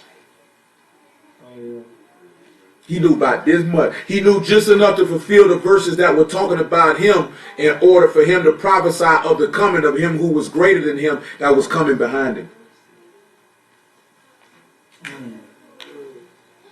Verse 2. And I saw a strong, Revelation 5, my apologies. And I saw a strong Malachim proclaiming with a loud voice, who is worthy to open the book and to loose the seals thereof. And no man in Shamahim, nor in the rats, neither under their rats, was able to open the book, neither to look thereon. And I wept much because no man was found worthy to open the book, and to read the book, neither to look thereon. And one of the elders saith unto me, weep not, behold, the Lion of the tribe of Yehudah, the root of Daud, have prevailed to open the book and to loose the 7 seals thereof. And if he say to loose these 7 seals, what are these 7 seals that he's unloosing? Mystery. Remember now, all of these things is what is allowing you to be able to be ready and to watch. I was going to say, what about the 7 spheres? The 7 ruachs. The 7 ruachs is what he's loosing. Because if he's got to remember now, you got to realize something. Let's go back to Luke 24 and let's see. If he's unloosing the book, what is he unloosing? He's unloosing himself. Luke 24 and 25. There's a conclusion to it now. All this, even though it might not seem, all this is what's dealing with would allow you to be able to prepare yourself and to be ready. So you don't have to scramble like them 5 virgins was trying to get oil for your lamp. Because you already ready, because you were watching and keeping guard. You know the women that had their, and we're going to actually read it. The women who had they lamps trimmed already and oil for their lamps, they were already ready. And what else were they doing? They were watching. You got to make yourself ready. How do you make yourself ready? That's the question. When we're going to go look in in Esther, you'll see that Esther made herself ready. Actually, Mordecai set up Esther to make herself ready for the time that she was in, for the deliverance of her people. Just like the father made the son ready for the time that he was in, for the deliverance of his people. And therefore, when we make ourselves ready, he can be found to be our salvation and not our destruction at the time when he visits. Luke chapter 24, verse 25. A lot of people ain't ready. A lot of people ain't. You know what it is to be mindful? Is to keep the word in your heart. And see, I still got something to talk about. See, a lot of people are not mindful. You know what it means to be mindful? You keep the word in remembrance. But now, see, like this here, like he take it. Matter of fact, since I say that before we read Luke 24, I want to say it's Hosea chapter 4. I'm not sure I can. Jeremiah chapter 3. Jeremiah chapter 3.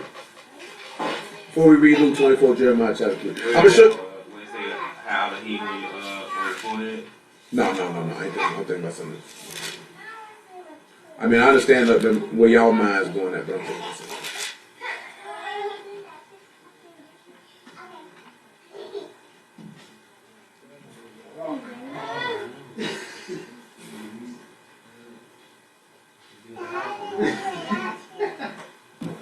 No, that ain't what I wanted. I got it dead in my head. I just don't want to say it. I want y'all to read it.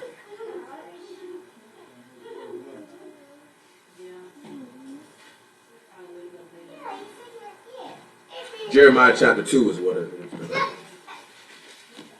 is. 2 and 30. Make it 29. He said, wherefore will you plead with me? You all have transgressed against me, saith Yahuwah. In vain have I smitten your children, they receive no correction. Your own sword have devoured your prophets like a destroying lion. O generation, see ye the word of Yahuwah? Have I been a wilderness under Yasharal, a land of darkness? Wherefore say my people, we are masters, we come no more unto thee. He said, can a maid forget her ornaments? Or a bride her attire? Yet my people have forgotten me days without number. Notice that he said, can a maid forget her ornament or a bride her attire? Come over here to Matthew 22 before we get to Luke 24. See, if a bride done forgot her attire, you think a woman getting married gonna forget she getting married? You gonna forget to put your wedding garment on? Well, guess what? There's a lot of niggas forgetting to put their wedding garments on. Matthew 22. Matthew 22 and about verse 11. Matter of fact, make it 9. You're going to see somebody else didn't have themselves ready.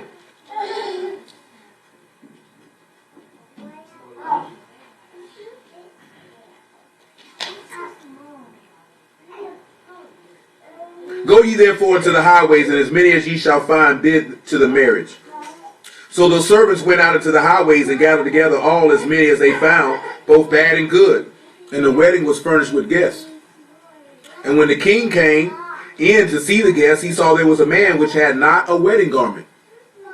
And he saith unto him, friend, how come thou in hither not having a wedding garment? And he was speechless. How do you come to a wedding not prepared? You weren't even mindful of what you was coming to prepare yourself for it.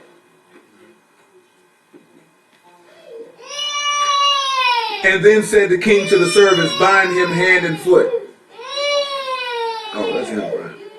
And take him away and cast in the outer darkness. There shall be weeping and gnashing of teeth. For many are called, but few are chosen. You know, it's a couple things I've been wanting to deal with. That is one of them.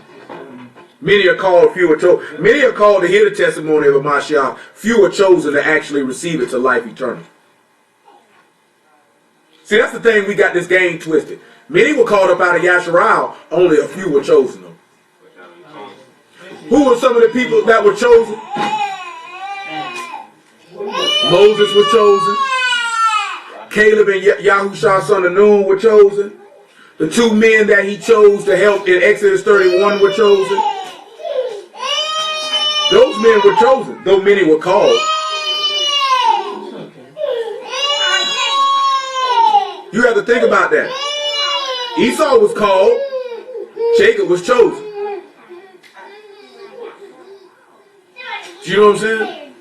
Just because you get a call to hear the word don't mean you chosen. Just because you know you Yasharal don't mean you chosen.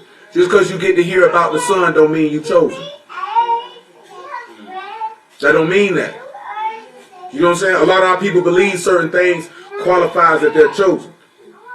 But you're chosen based off of hearing the word and your behavior that becomes up out of it. The manifestation of that faith or that truth in your inward part. Because I ain't still forgot about that to deal with that. I still got something in Proverbs chapter 4 which deal with getting ready.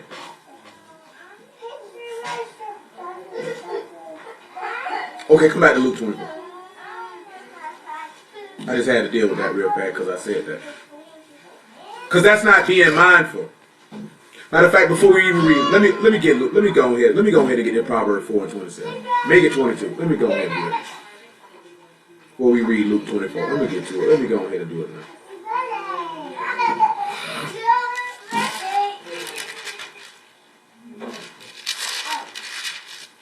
Proverbs 4 and 22. Make it 20. My son, attend to my words, and incline thy ear to my sayings. Let them not depart from thy eyes. Keep them in the midst of thine heart, for they are life unto those that find them, and health to all their flesh. Keep thy heart with all thy diligence, for out of it are the issues of life. You got to guard your mind with all that there. That's what allows you to prepare yourself. See, a lot of people don't prepare themselves to come under Elohim. See, it's a particular way you got to come to approach unto this man. And a lot of people don't prepare themselves to be mindful on how to approach this man. They feel like you can come to this man any kind of way. That is certainly not the case. Anybody that allows you to believe that you can come at this man any kind of way is a fool. You know what I'm saying? What's the certain? Because if we looking at being ready and being prepared, what is the certain things that you need to do to prepare yourself to come to Elohim and any of y'all? I'm talking about male or female. What y'all think is the certain things you need to do to be able to approach Elohim? You say cleanse yourself. Yeah, all manner of filth. Circumcising the heart.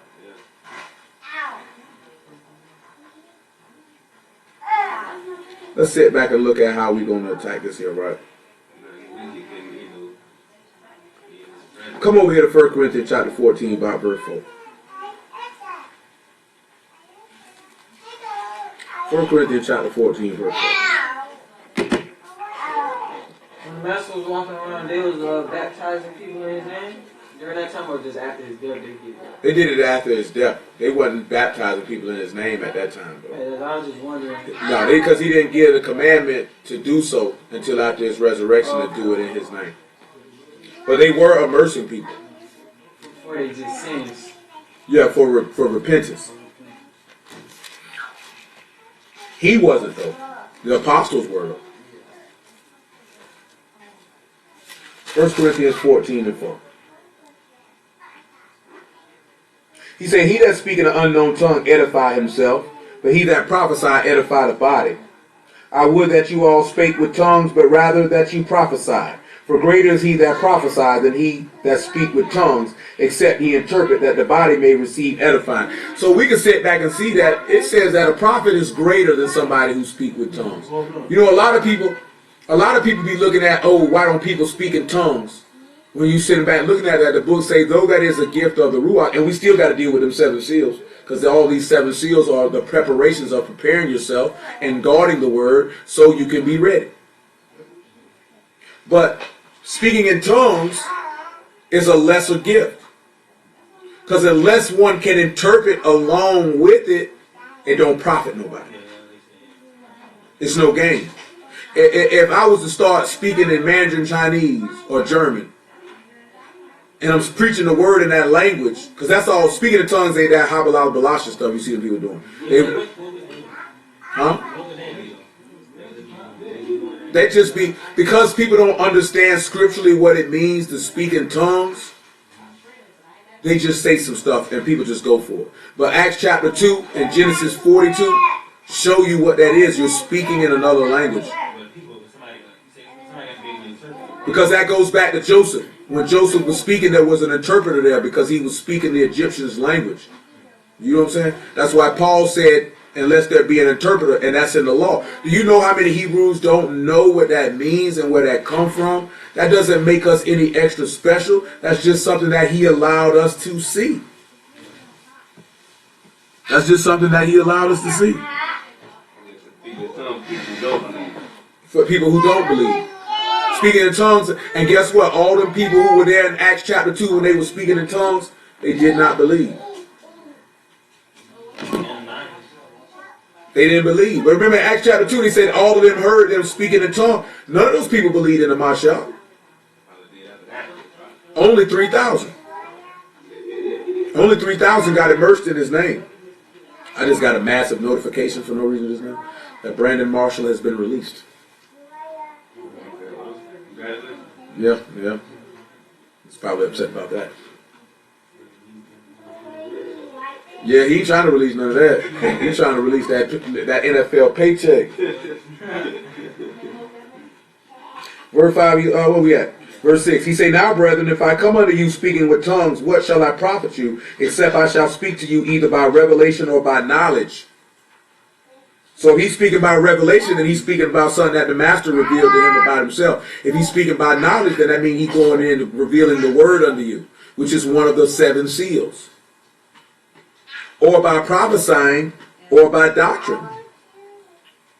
And even when things without life giving sound, whether pipe or harp, except they give a distinction in the sounds, how shall it be known what is piped or harped? Now pause. Come over here to Matthew chapter 11. He said, if you don't know the sound, then how you going to know what's been piped or harped? Matthew chapter 11. This is why people can't get ready, because they can't recognize the sound. Matter of fact, when we get Matthew chapter 11, Ezekiel chapter 3. Praise y'all for the word.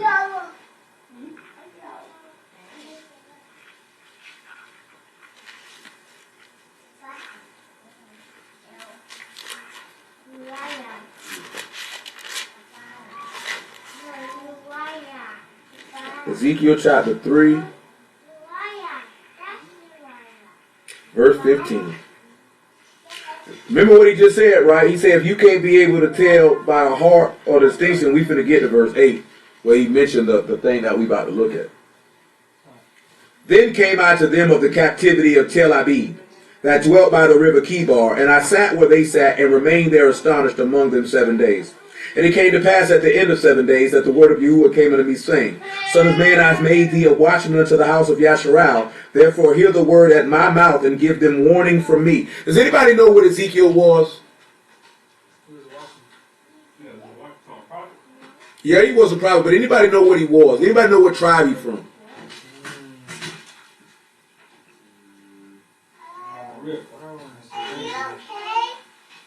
Ezekiel was a high priest.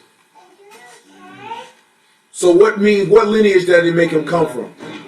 Or the sons of He from the sons of Aaron, meaning he's a Levite. Notice that you see that when he said he set up a watchman, he set up a priest. You know how many brews be screaming they watchmen and you ain't no priest, nigga? And I ain't saying you a priest because you from the tribe of Levi. You're not a priest because he ain't sent you, as we talked about the other last year. He said him as a priest, that means high priest. But meaning he said the priests were the ones who warned the people. He said, hear the word at my mouth. Who the one get the word to give it to the people? The priests. The priests were the watchmen. Remember, he said that you called the people to stumble at the law. You were partial in the law. And said that's what he told them in Malachi. Y'all ain't been doing your job. Y'all the ones supposed to have been watching over the people. Just dealing with that because we've been talking about the workers of the priesthood and the workers of the manifestation of who teaches the word and who doesn't. Notice of all the people, he didn't call anybody else in this book a watchman but one person, and that's Ezekiel. And Ezekiel was a priest. And just for those who may think we're just saying this out to pulling this out the crack of our butthole, Ezekiel chapter 1. Verse 3. I don't want nobody to think we just pulling this out our butthole. Say he gonna have cancer in the butthole. Say a flame is gonna be in the butthole. That nigga, that wild. He said the word of Yahuwah came expressly. It said it came expressly unto Ezekiel the priest, the son of Buzai, in the land of the Chaldeans by the river Kibar, and the hand of Yahuwah was there upon him. It said Ezekiel was what? A priest. So guess who don't be the watchman set up to watch over the people? A priest. And the priest's lips should keep knowledge, and they should seek the law at his mouth. For he is the messenger of Yahuwah of hosts. He said, how can he preach except he be sent? That means if you ain't been sent, you ain't. Every Hebrew say, I'm a watchman. You ain't no watchman, nigga. How you a watchman? You ain't even got ready yet. You still twiddling your thumb, sticking your finger in your booty, smelling it. Them niggas be like this here. Let me see if it stink. You know what I'm saying? Nasty niggas. Unclean niggas. I gotta give you a mean, nasty visual. Unclean niggas. Cause they sitting right there because they trying to check to see if they filthy. You still filthy, nigga. 3:17 Ezekiel. Ezekiel 3:17. Son of man, I made thee a watchman unto the house of Yasharal. Therefore hear the word at my mouth and give them warning from me. What tribe was Moses from? Did he not get the word from Yahuwah's mouth? Did he not go to give the people warning? So he was a watchman too. And what is a Mashiach? Is he not a priest? Did he not get the word from Yahuwah's mouth? Did he not go give the people a warning? He was trying to get the people ready, but the people didn't want to get ready. They weren't mindful. I'm thinking of another place where he say this here, right? Bam! I got it. Bear with me. Praise Yah. He said, when I say unto the wicked that thou shalt surely die, and thou give him not warning, nor speak to warn the wicked from his wicked way to save his life, the same wicked man shall die in his iniquity, but his blood will I require at thine hand. Yet if thou warn the wicked, and he turn not from his wickedness, nor from his wicked way, he shall die in his iniquity, but thou hast delivered thy soul. So for a priest, he's supposed to preach a word. He say, hear the word from my mouth. So that means he say, go to Jeremiah 23. We still holding 1 Corinthians 14. Then bear with me.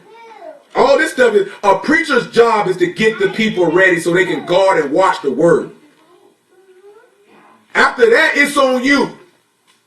You know how many niggas ain't qualified to preach the word because they not going to warn the people from their sins, bro? They not going to tell them. See, a nigga think dropping a verse on Facebook, if you not a watchman, nigga, that's Leviticus 19. Don't suffer no sin upon your neighbor. Rebuke it. That's the law you keep in there. That don't make you a priest.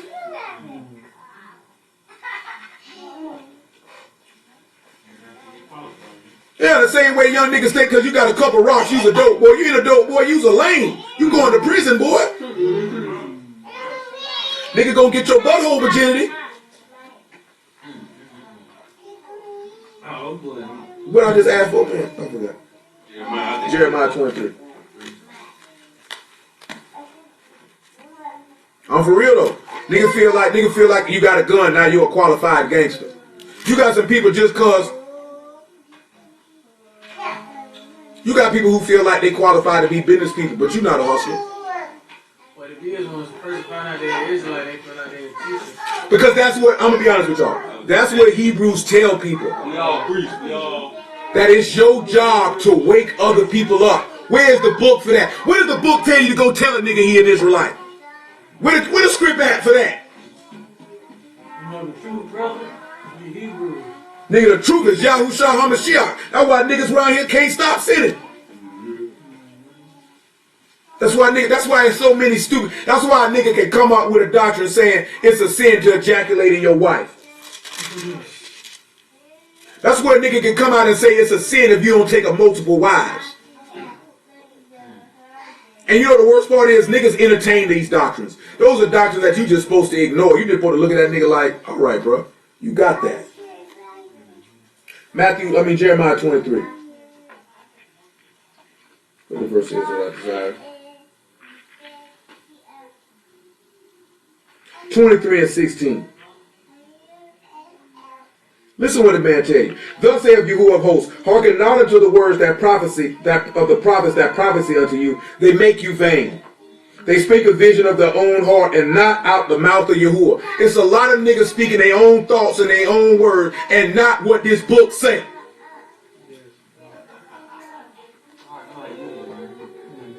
He say, how long? Oh, I'm sorry, I'm in the wrong place.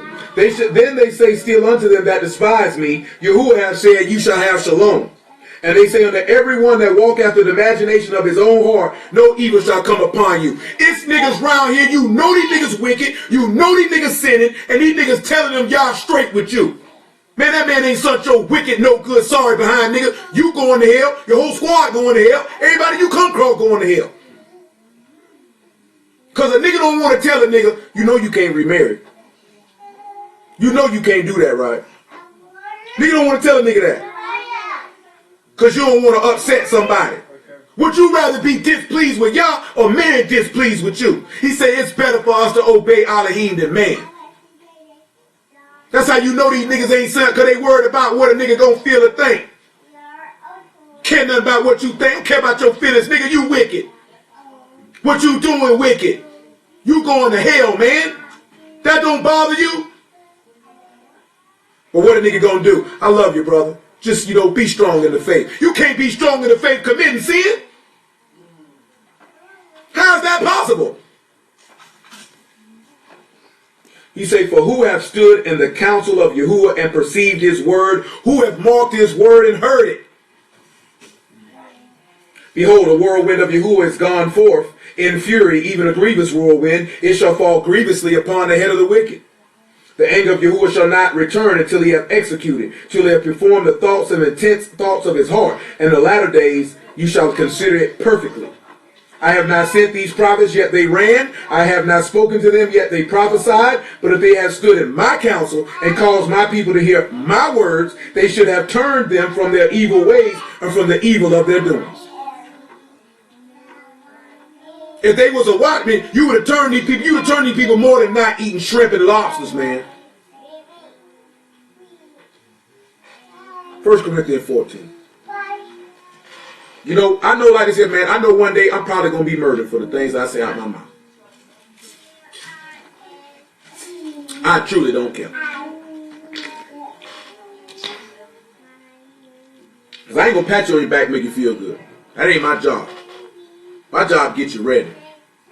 You can't get ready sitting around here thinking it's all good. Let's sit back and think about it, because we were talking about this other day. Most of the people you dealt with the word, did any of them niggas make you feel good, make you feel like you were going to have peace while you were doing stuff out of pocket? Niggas make you feel like you were straight, didn't they? Yeah, I'm just saying, period, the niggas make you feel like you straight, ain't it? Just pacify you. Yeah, man, you know, I went and hit these hoes last night, bro. Shoot, man, you know we all flesh, brother. We striving. That's wicked. That's wicked, though. Nigga know you wrong. Remember I told you nigga do wrong and a nigga want you to encourage them and lift me up. How can I lift you up? You ought to be slapped down. Slapped down with humility to humble yourself to repent to this man in earnest. The only thing I heard was, you know, just man fall 7 times. I ain't even talking about no scripts. I'm talking about niggas' demeanors. Niggas how niggas handle you. Niggas around you. Niggas who may be bringing the word to you. Niggas make you feel good like, hey man, you doing the evil of your own heart, but you'll have peace though, because you're an Israelite. Well, at least you keep the Sabbath. But you robbed the nigga last week though. Man, 1 Corinthians 14 and 8. And after that, Matthew 11 and 30. Or Matthew 11 and 15, actually. He say, for if a trumpet give an uncertain sound, who shall prepare himself to the battle? After we read Matthew 11 and 15, Isaiah 58. You know we rolling it 10:22. Slide to Matthew right now. I'm finna slide to Matthew 11:15 right now. After that, he say if a trumpet give an uncertain sound, if you hear the trumpet, right, according to the law, what that's supposed to get you ready for? So that means you were ready and prepared for battle. So this is taking us back to them 7 seals. We might not even read none of the book of Esther. I might say something for the book of Esther to tomorrow. Possibly. We might not look at the book of Esther at all. Man, there's no mandate say we got to read the book of Esther because of Purim. You know what I'm saying? But listen what I'm telling you. When the trumpet blow, you supposed to know to get ready for war. If you know to get ready for war, that means you were already prepared for battle. We just talked about last week what gets you ready to prepare for battle. You need your shield. You need your armor. You need your helmet. You need your sword. This is going to take us back to them 7 seals. That means you'll be mindful. And remember what I was thinking about with Hebrews 11. He say those that say they strangers and pilgrims desire a country. He say if they have been mindful of where they came out of. You got to be mindful of what you came from. See, a lot of us ain't mindful for what you came from. I'm going to get to Hebrews 11. I'm going to tie it in. But a lot of people are not mindful of what they came from. You're not mindful that you are a wicked, no good, detestable, sour transgressor, work of iniquity, sinner. You done forgot. You done forgot what manner of man you were. You weren't mindful of where you came from. You weren't mindful you came out of Egypt. You ain't mindful you came out of captivity. You ain't mindful you came out of bondage. You are not mindful he set you free. Do you not realize, and we're going to deal with this tonight too, do you not realize he told them in the book of Exodus for them to be ready and prepared to come out? That you're supposed to be ready and prepared so you can come out? And the only way you're going to be ready and prepared to come out is because you were mindful of the words that were spoken unto you. And then you move with diligence to prepare yourself, to get yourself ready. Therefore, because you got yourself ready, when the time came to leave, you was ready to go.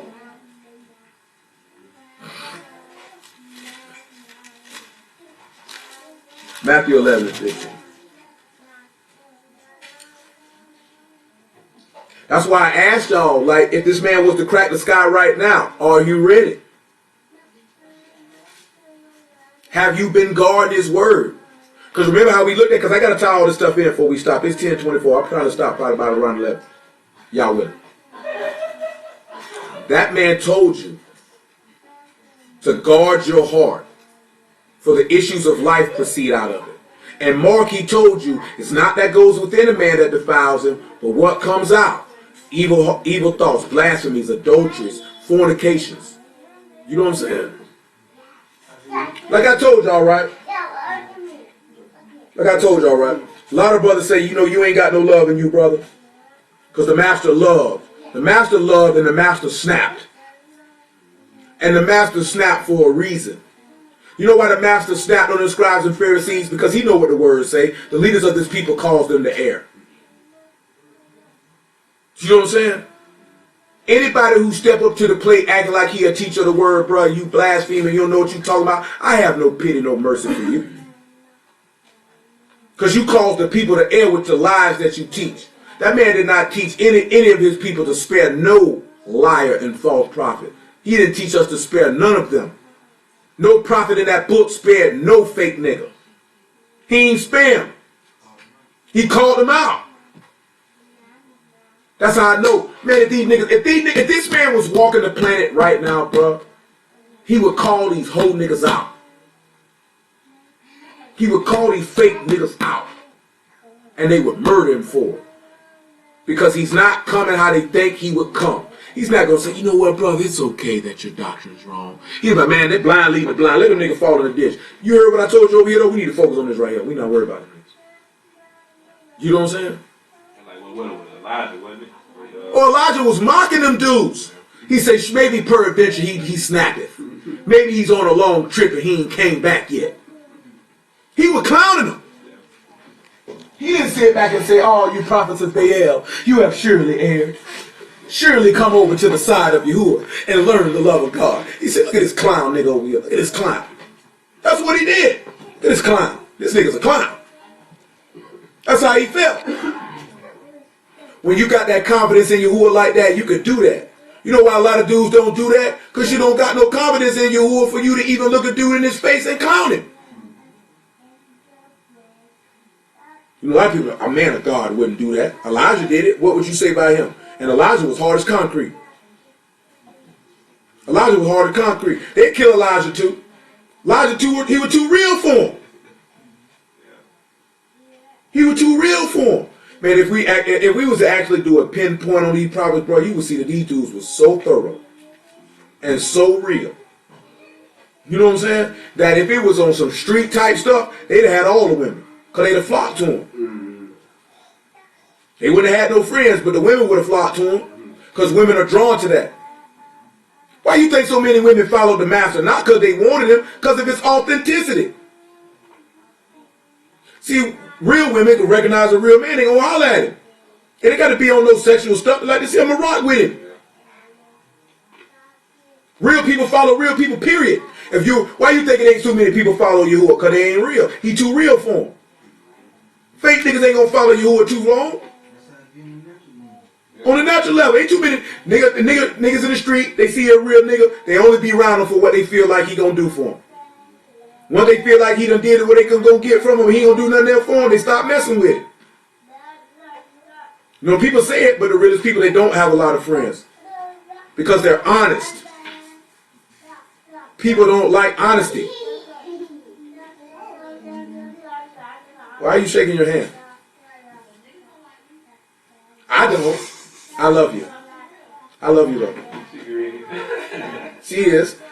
But we still love you though. Now I be forgetting that what she be doing. Sometimes I be wondering if she trying to get my attention. Yeah. But then I forget she doing that old lady church thing. Yeah. But seriously though, people who are, and also like the people because they're going to be honest with you, but also they honest with themselves and who they are. And they're not going to apologize for who they are. I wouldn't want any of y'all to apologize for who you, it's like this here, right? It's sometimes, now one thing she can't keep being petty though, but it's sometimes if Shayla got something she want to say, she might not wait to say it. Just say it right then.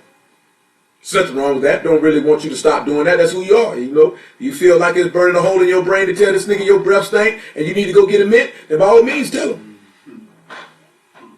Some people might wait and say, hey, I'm going to wait till later to tell him. Tell this nigga right now. Because you're...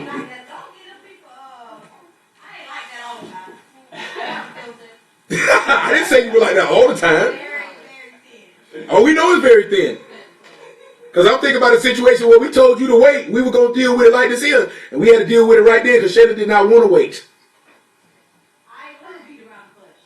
Well, we weren't beating around the bush. We were just going to wait. I know you don't remember it. Because I know because that one right there. Because she had me dying laughing because she was laughing at you. That one right there. You.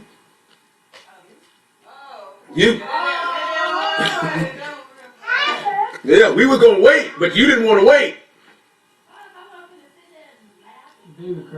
No, we were just going to wait. But Shayla said, we not waiting. We doing it now. But it's at the same token, I can't be mad at you. That's who you are.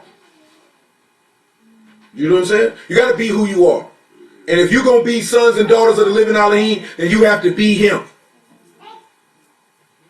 You can't be a nigga. Like that dude talking about, I'm a Hebrew. I'm not a nigga. I can't tell it because you acting like a nigga. You act like a nigga, I'm going to call you a nigga. Just like if you act like a whore, I'm going to call you a whore. Don't put on a whore's uniform, you don't want to be called a whore. Don't put on a nigga uniform, you don't want to be called a nigga. Don't put on a faggot uniform, you don't want to be called a faggot. Because I seen that transgender nigga on the TV today. Yeah.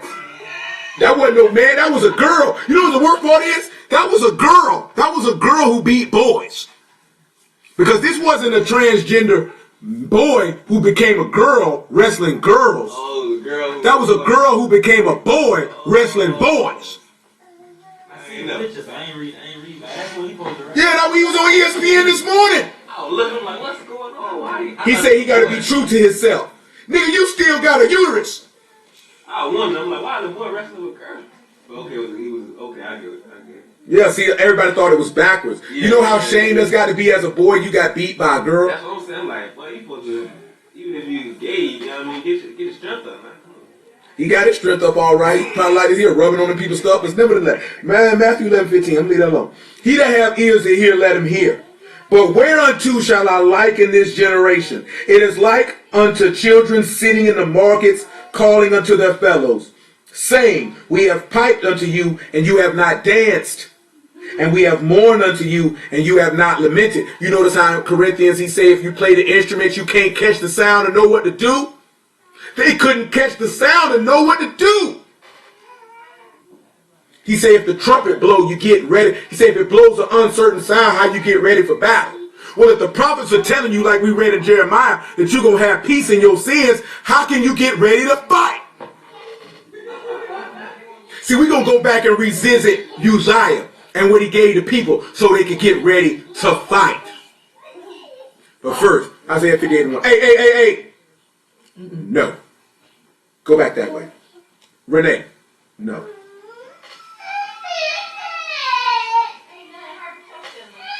And them ain't even heard. And them ain't even Right, you heard. better hush it up. Where that belt? You gonna get pop. Go to your father. Go to your father's house. Soraya, hush it up. What y'all think this is? This ain't no Autobahn track. Hush. This ain't Rio de Janeiro, the 2016 Olympics. 58 wins. Sit down right there. Hush it up on my papa. Hush it up. Well, she got some strong lungs, boy. Hush it up. Say, cry aloud, spare not, lift up thy voice like a trumpet. Show my people their transgressions and the house of Jacob their sins.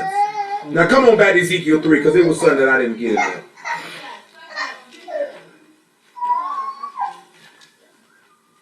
This is all about getting yourself ready. Then we'll talk about being mindful and how you be mindful and how them 7 seals getting loosed allows you to be mindful to allow yourself to be ready and prepared to end with what he said in Mark chapter 13.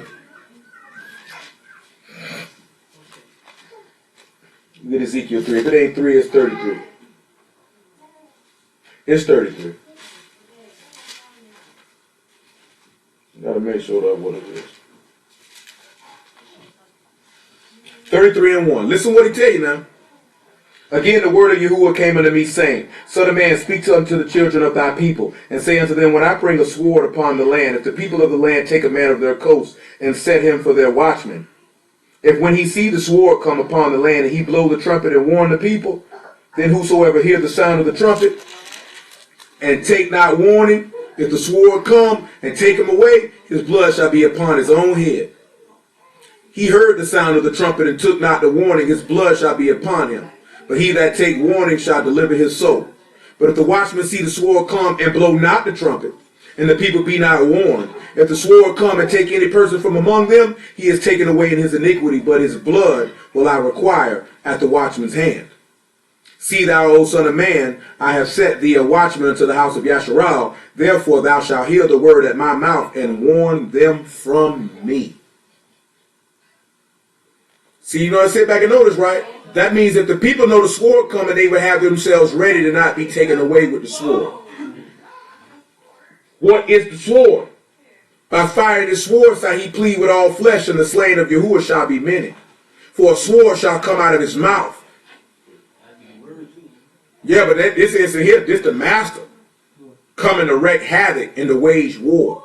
So when the word is coming, we're warning you to prepare yourself because the battle is coming.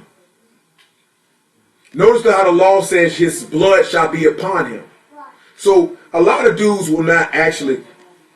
It's like this here, right? And I know this here just become from the 5 years I've been doing this stuff that people say, oh, you should preach about this, or you should preach about that, or you should preach about this. Because dudes don't really want you to give the warning. See, when he say give them warning from my mouth, like y'all already know, right? I may have something in my head to go over. It could be multiple different things. It could be something that I see. It could be something that somebody asked me to hit. You know what I'm saying? There's many different ways where stuff come about. It could be something I read. It could have been something that just popped in my head. But there's no firmness in I got to talk about this or I'm going to talk about that. Because the warning is coming from on high. And he just put, you know, one of the things I've been praying, always prayed, man, from the time I started doing this here, let your word be in my mouth. So that means what you want me to speak, let that be spoken. When you want it spoken, how you want it spoken. See, a lot of us try to take the control away from him because you want to speak what you want to speak, and you want to preach what you want to preach, and you want to say what you want to say, instead of allowing this man to warn his people from his mouth to your mouth to the people's ears. That's how it's supposed to go. That's how it's always went. To those whom he sent. They warned the people from him. You know what I'm saying? Look at Hosea 8:1.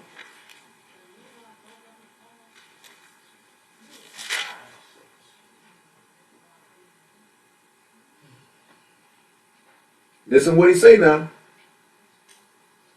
Set the trumpet to thy mouth, and he shall come as an eagle against the house of Yahuwah.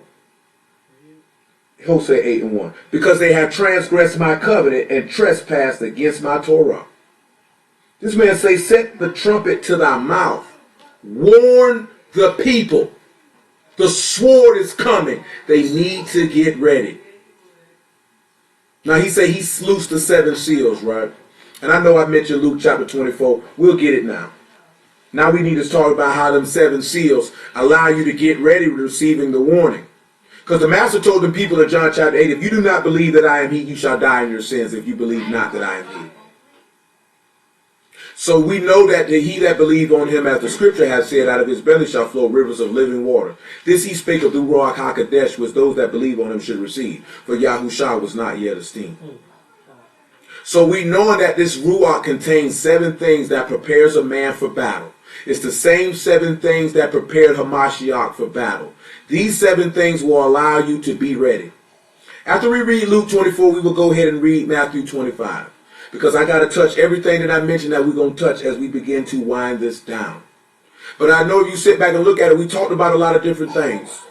But the main focus thing is before we get to getting ready, we had to focus on why you needed to be ready.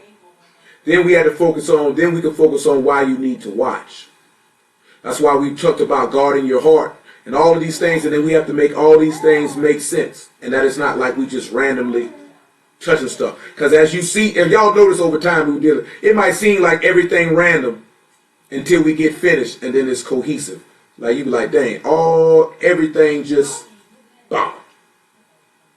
The same way we looking at how he say he give an uncertain sound. How will you know to get ready if you speak it in another tongue? How can you know to get ready if the priests or the prophets are not warning you? Then therefore it's an uncertain sound. This is why people are not getting ready. No one's warning you. You have an uncertain sound. Israel, Israel, we the people. Wake up your people. Wake them up. Wake them up to what? The book does not say waking up to knowing you Yasharal is waking up. When he say awake thou that sleepest, Mashiach to give you light, you dead in trespasses and sins. Niggas steady screaming to dry bones talking about you waking up to your nationality. That's not what it says. Every Hebrew believes that though. That's the resurrection of the dead, clown. It's not talking about you waking up. Nowhere in this book does it tell you about waking you up to knowing you Yasharal. It says in 3 places, if my memory serves me correctly. 2 I can think of off the top of my head. That's Psalms 83 and Deuteronomy 32, where he said he'll cause you, make it 3. Jeremiah 17 with a 3rd. He said, Jeremiah 17, he said he'll cut you off from your heritage. Psalms 83, he said he'll cause Yasharal to cease from remembering. And Deuteronomy 32 say the same thing. Nowhere did he tell you to wake anybody up to knowing that. You want to wake somebody up, he say, preach Yahushua HaMashiach. That'll wake you up out your sleep. That's the only thing going to raise you out the grave. Knowing you Israel ain't going to get you about that grave on the last day. Knowing you Israel going to leave you there stank. Where are your fathers and the prophets? They are dead. That's what it's going to get you. Let that be known.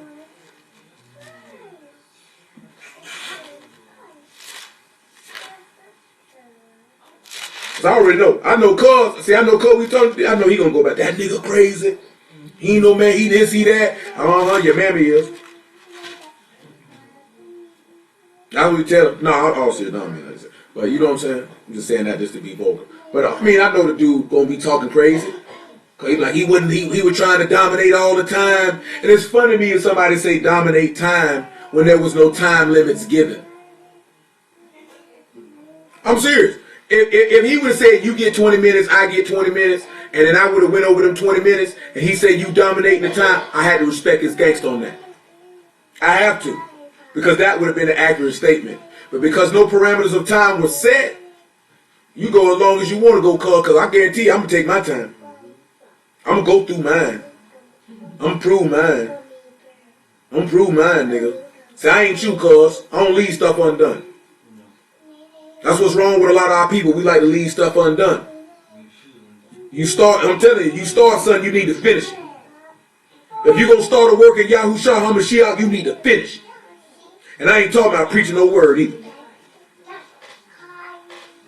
24 and 25. Then he said unto them, O fools and slow of heart to believe all the prophets have spoken. Ought not Mashiach to have suffered these things and to enter into his esteem? And beginning at Moses and all the prophets, he expounded unto them in all the scriptures. In a few of them or all of them. The things concerning himself. So the book say, this man taught these people, say the whole thing. He didn't do it one time, he did it again. 44. And he said unto them, these are the words which I spake unto you, while I was yet with you, that all things must be fulfilled which were written in the Torah of Moses, and in the prophets, and in the Psalms concerning me. Then opened he their understanding that they might understand the scriptures. Now we didn't read verse 31 where it say the 11 gathered unto them, and he began to break bread or break the word unto them, and they began to see him. They began to see him, and then he vanished out of their sight. And he said, did our hearts not burn within us while he opened up the scriptures unto us? What do you think opened up to us the scriptures?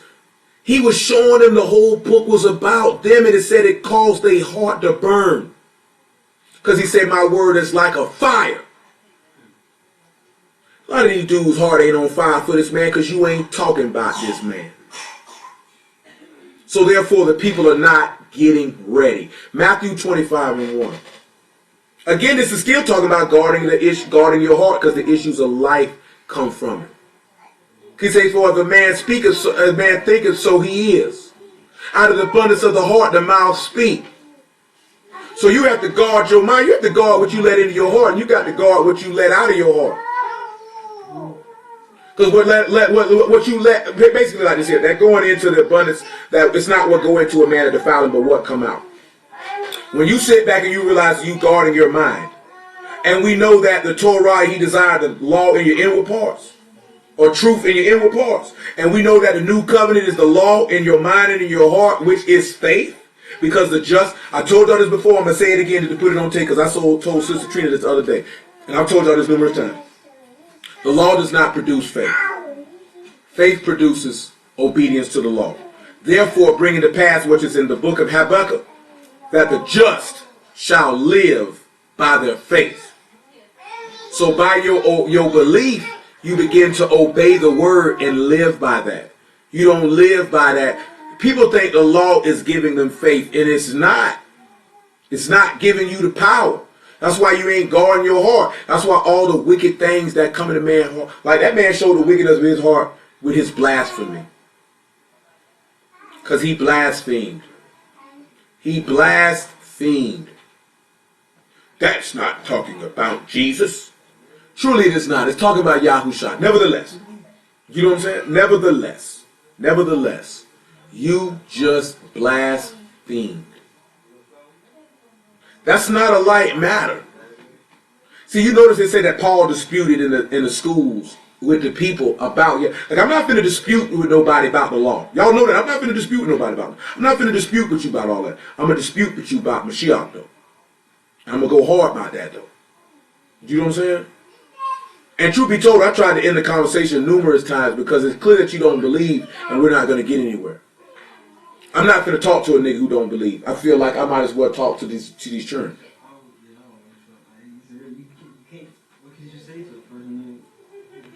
It's the same thing that happened with Paul. Paul in Acts 28, he say he began at Moses and in the prophets, and he began to preach to the Mashiach, and said some of them believed and some of them believed not.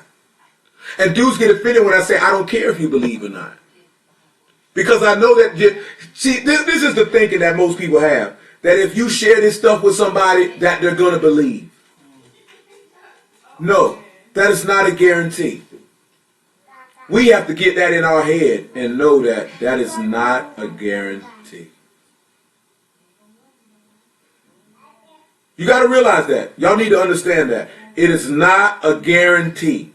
You have to already have it in your mind that it is of no concern to you if they believe or if they don't believe. Because it is not you that gets the esteem if they believe. It's Yahuwah that gets the esteem for opening their hearts to receive the word. And if they believe not, then Yahuwah gets the esteem because it was his desire that they see it not, as we read in Matthew 13. So when I say that, meaning you're removing your emotions or your personal thoughts out of the plate of not being concerned if they believe it or not. Because once you be concerned if they believe it or not, you're actually removing Yahuwah out of the equation and placing yourself in that position. It's on Yahuwah if he open their ears to salvation. It's on Yahuwah if he closes their ears to salvation. All you can do is impart it. He say tell them whether they hear or whether they forbear. He didn't tell Ezekiel care if they hear it or not. He say tell them whether they want to hear it or not. But tell them nonetheless. And go about your way. The master didn't tell the apostles to care if they believed it or not. He said if they won't receive your testimony, dust your feet off on them and go about your business. He didn't say you need to care if they believe it and make them believe. That's not what he told them. Because if you get caught up in concern with, because now true indeed, he is wise that wins souls. Your objective is to win souls. To Hamashiach. But if they're not one to Hamashiach, there's nothing you can do about that. The reason why I'm saying that, I put it in this way here, and I just learned this from doing this over time from experience. It allows you not to be so hurt or distraught or bothered if somebody don't believe it. You know what I'm saying? But sometimes you get upset.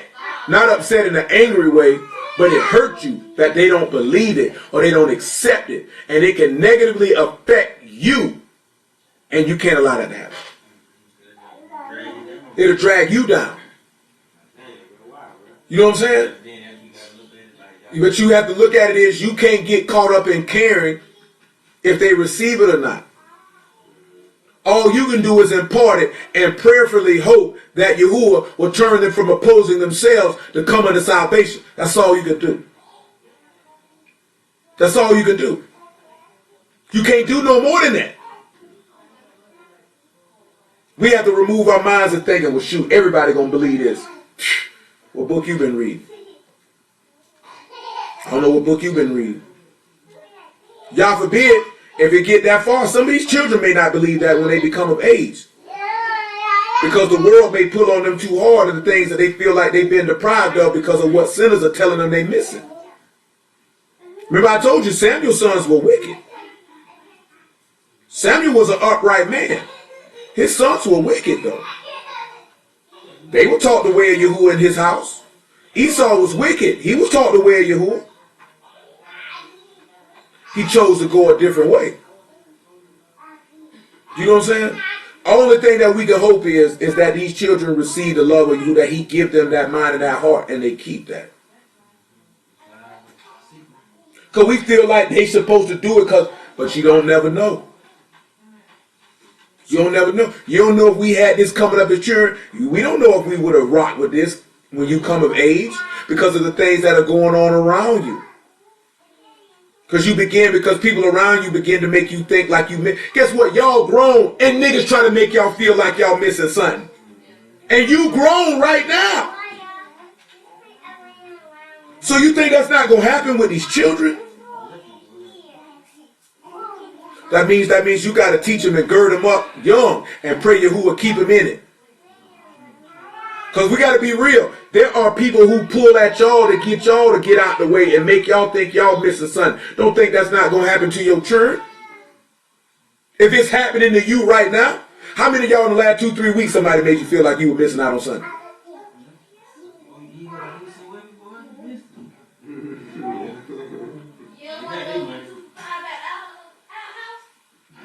You know what I'm saying? I'm for real, but people come at you like that. Your God don't let you do nothing. You can't live. You can't enjoy life. But I am enjoying life while you enjoying death. But you have to remember that. I'm trying to give y'all a perspective that if it's happening to you, you have to know it will happen to your children. So you have to be mindful of that. And the example that you set for them and the word that is imparted unto them. Where we were going after this? Matthew 25. I'm just trying to give you some game. You know what I'm saying? Cause I know it's real out here, man. It's real out here. You know, see, all our children, they babies, toddlers. You know what I'm saying?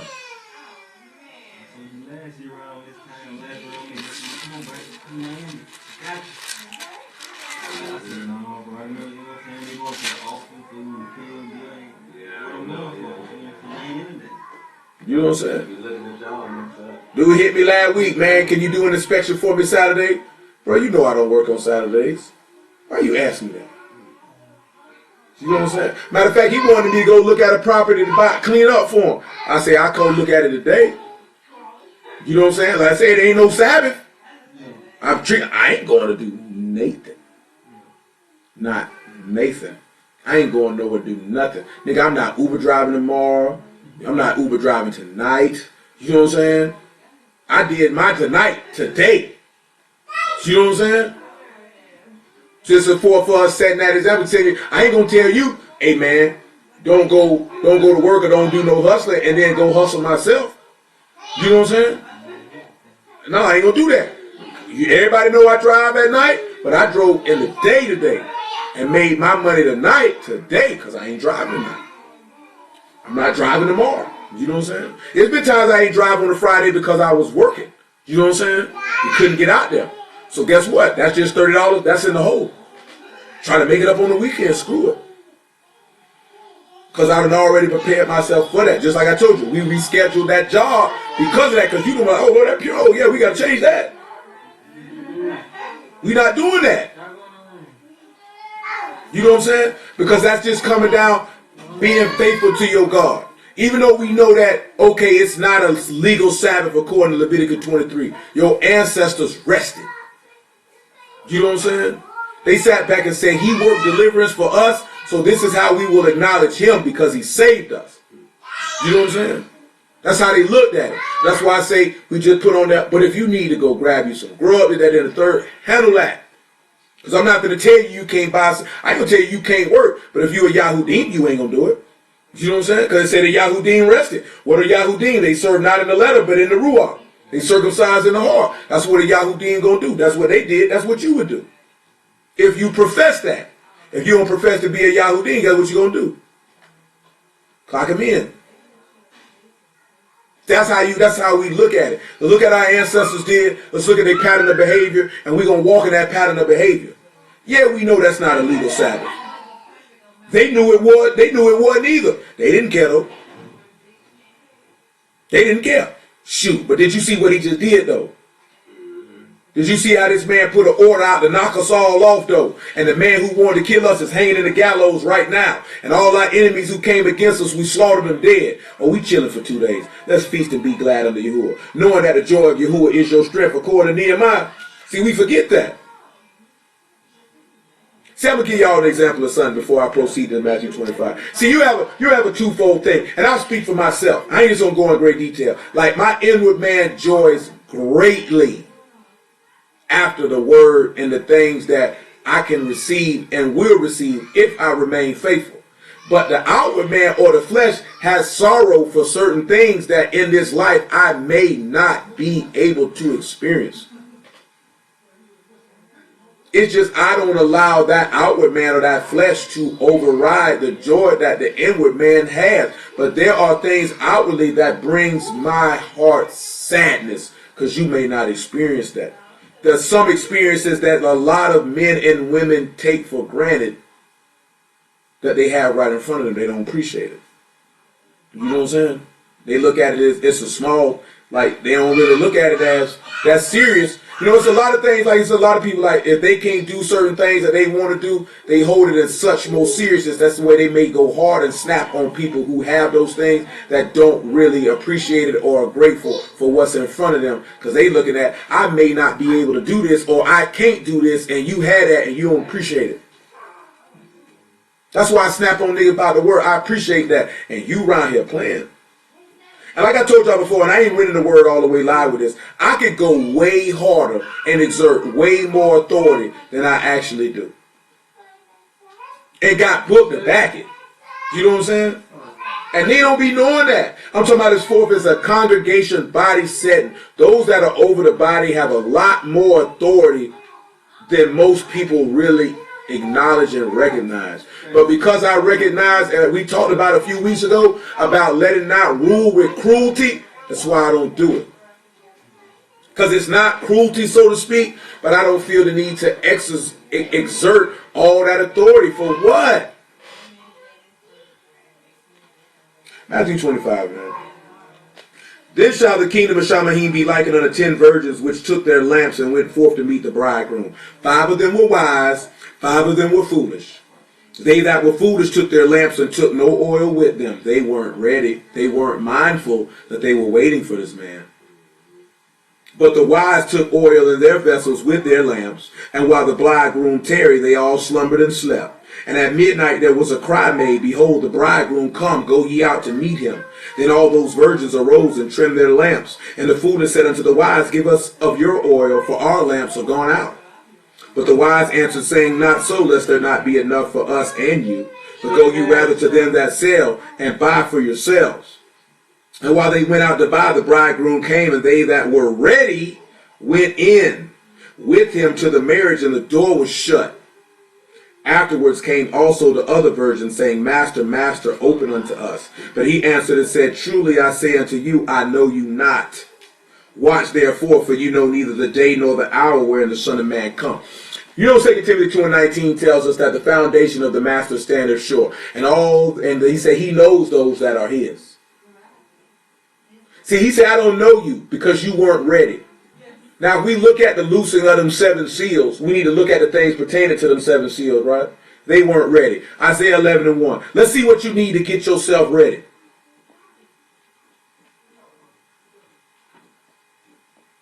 Take for granted, take it not for granted, take it point, right? He taught that the whole book was about him, right?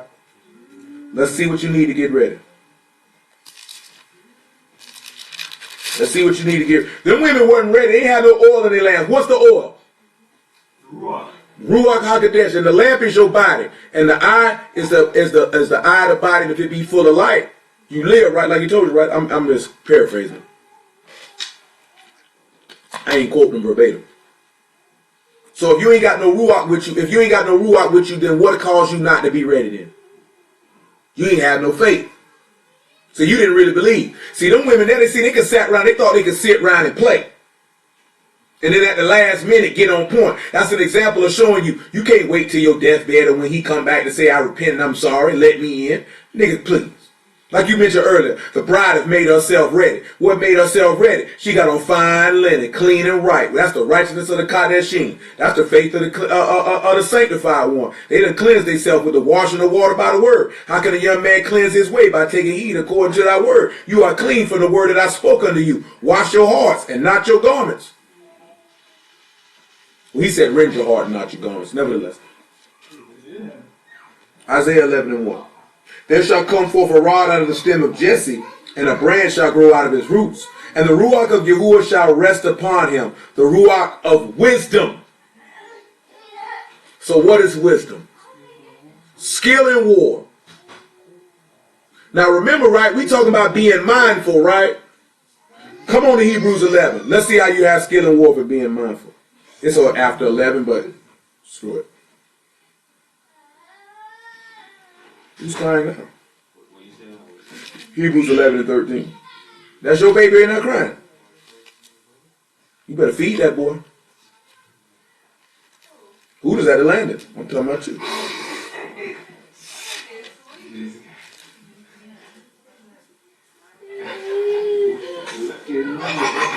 Hebrews 11:13.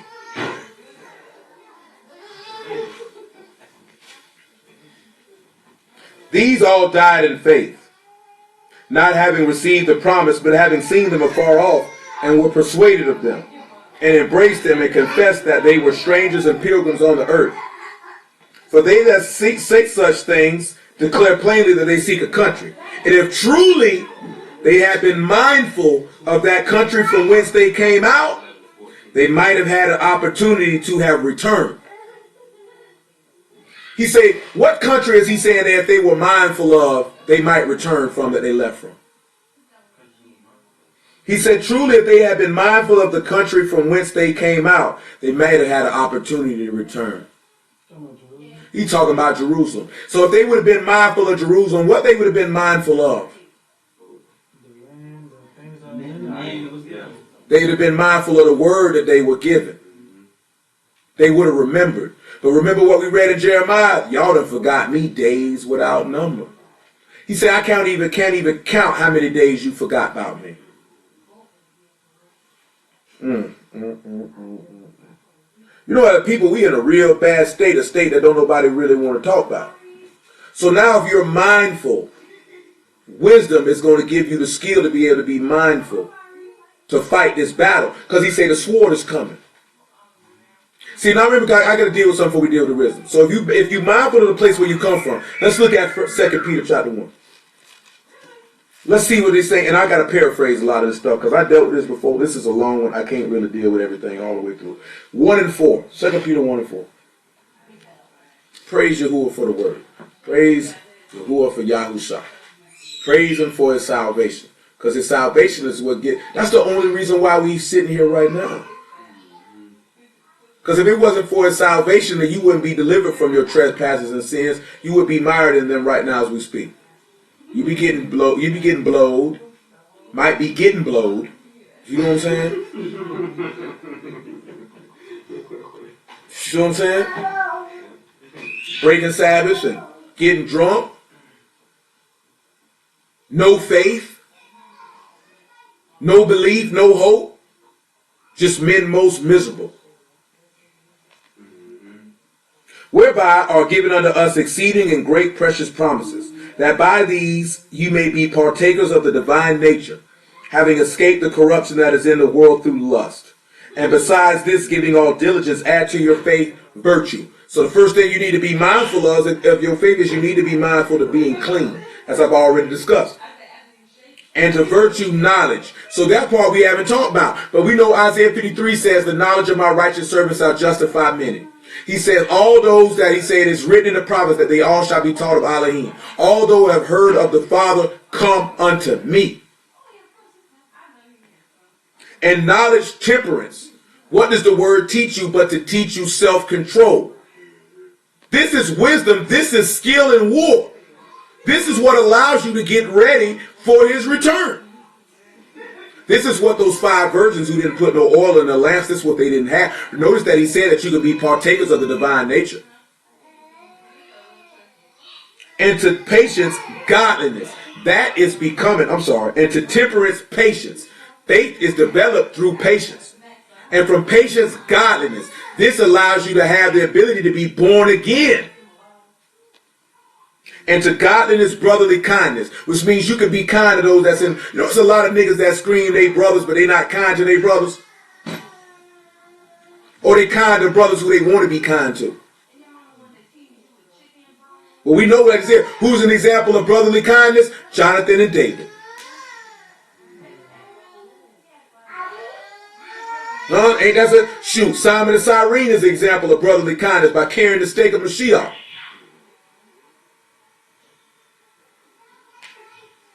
And to brotherly kindness, charity, or love. What's the first aspect of love? Who the first person you gotta love? You gotta love y'all first. You can't love nobody else if you don't love him. All of these things are actual wisdom to have you skill in war to combat sin, because sin is your enemy. Remember, we don't fight against flesh and blood, but against spiritual wickedness in high places. Against the darkness and principalities of this world. So that's what you're fighting against. He said, listen to what he said. For if these things be in you and abound, they make you that you shall not be barren nor unfruitful in the knowledge of our Master Yahushua HaMashiach. But he that lack these things is blind and cannot see afar off, and have forgotten that he was purged from his old sins. You ain't mindful. Because if you mindful, this means this man's word is in your mind, and you will recall examples of faith. You will recall examples of virtue of men who kept themselves pure. You would recall knowledge. You would recall temperance. You would recall brotherly kindness. You would recall patience and godliness. You would recall all, because that's what being mindful is. It's to remember. It's to remember. But he said they done forgot me days without number. You don't remember. That's why you're not ready. That's why them 5 women did. Why you think niggas go back and sin and do the old flaw stuff they be doing? You ain't mindful. You got to, that's what it is when he talking. Remember what Paul James told you? Don't be a hearer of the word, but what? He say, he that is a hearer of the word is like a man who behold himself in a natural glass and forget straightway what manner of man he was. You weren't mindful of where you left from. You weren't mindful you were put out of Jerusalem for sin and transgression. If you were mindful of that, then you will be persuaded of Mashiach and conform yourself to be able to return from the place that you left. But see, we forget where we came from and end up right back in the same place where you started from. I want the master say if 7 spirits come up out of a man and he come back and take it, he say the last state of the man was worse than it was when he started. Don't you realize, man, when niggas can't get it up off you? You can't go back meddling with sin and think you can bounce back and be straight again. You playing with fire. If that's how you know a lot of people ain't never even tasted the Ruach. That's how you know they ain't tasted it. That's how you know they ain't tasted it. Because if you done tasted it, you ain't going back to no sin. You ain't even going back to it. You ain't even finna meddle with no sin. You couldn't have tasted it. Because if you hadn't tasted it, you would have believed it. You don't taste the word and then go on for a little while and turn around and go have sex with somebody. You don't go do that. You don't go get drunk. You don't go get high. You don't go tell lies. You know what I'm saying? You don't go do that. Or you ain't tasted it. You ain't tasted it. Why you ain't tasted it? You ain't believe it. Look here. I done told you this here. Me and Pale living example. Well, y'all seen, boy, we dealt with some stuff, boy. Nigga could have went and did all type of stuff. Well, we ain't gonna do that. Now, what explanation can you give of that? You had to taste that the word of Elohim is good. Ain't no going back. You had to taste something of that man's spirit or you would have went back. You would have went back. That ain't got nothing to do with me exalting myself or none of that. I'm talking about, well, we exalting Yahuwah by Hashem Yahushua. That's him. Tasting of him. Ain't tasting myself. Let that be known. I'm talking about tasting of the word, tasting of this man's spirit. Ain't no going back. Nigga, I ain't got nothing to do with you. Nigga, chew your food, man. Chew your food. I'm the only nigga in here ain't ate. You know what I'm saying? I hope so.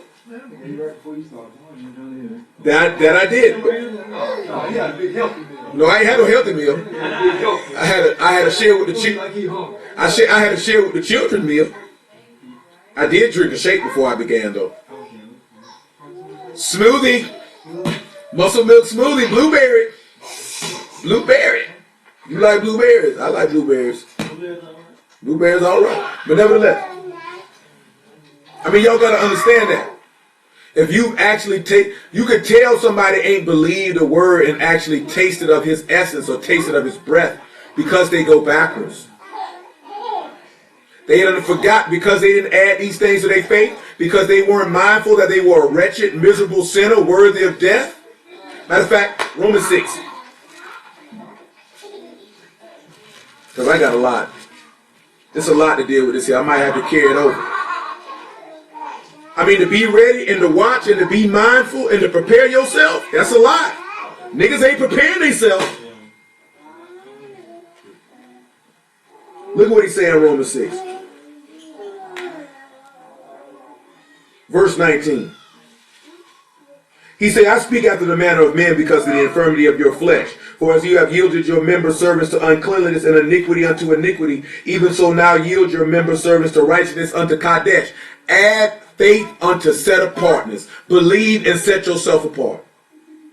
For when you were servants of sin, you were free from righteousness. You were free from faith. You can't be a servant of righteousness and sin. That kills a just man falling 7 times talking about sin. For what fruit had you in those things whereof you are now ashamed? For the end of those things is death. But see, that's the whole key thing. The people weren't mindful of who they were beforehand. Therefore, they didn't lay it in their heart to add brotherly kindness and charity and temperance and godliness and virtue and knowledge. Therefore, they were not ashamed of the things that they did. That's why they went back to it. A nigga that ain't ashamed of getting high is going to go back to getting high. A nigga who ain't ashamed of hitting hoes is going to go back to hitting hoes. A woman that ain't ashamed of fornicating is going to go back to fornicating. Somebody ain't ashamed of breaking the Sabbath, telling lie, whatever it is, they going to go back and do it. Nigga that, look at, you know the biggest thing niggas ain't ashamed to do? That's slander a nigga. You know what I'm saying? Because they slandered the master on the regular.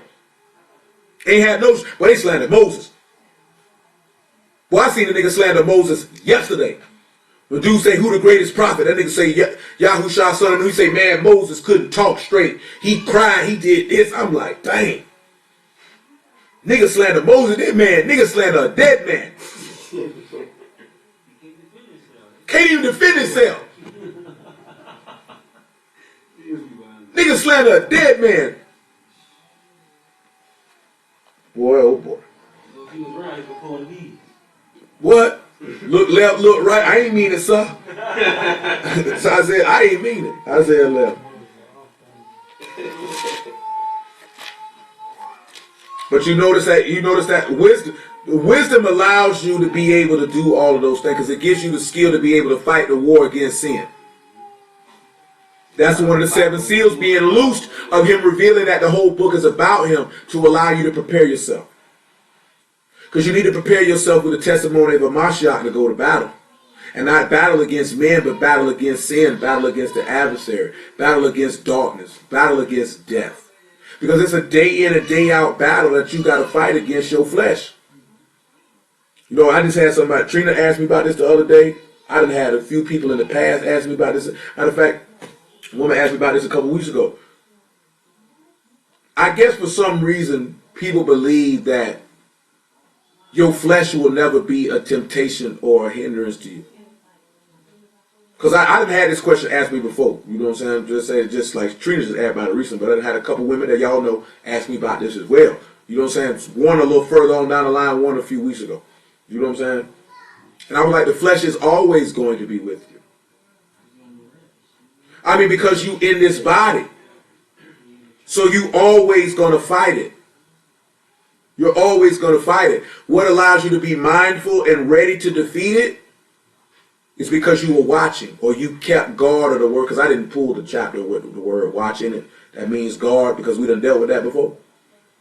But to keep watch is to guard the word in your heart or to observe or to guard.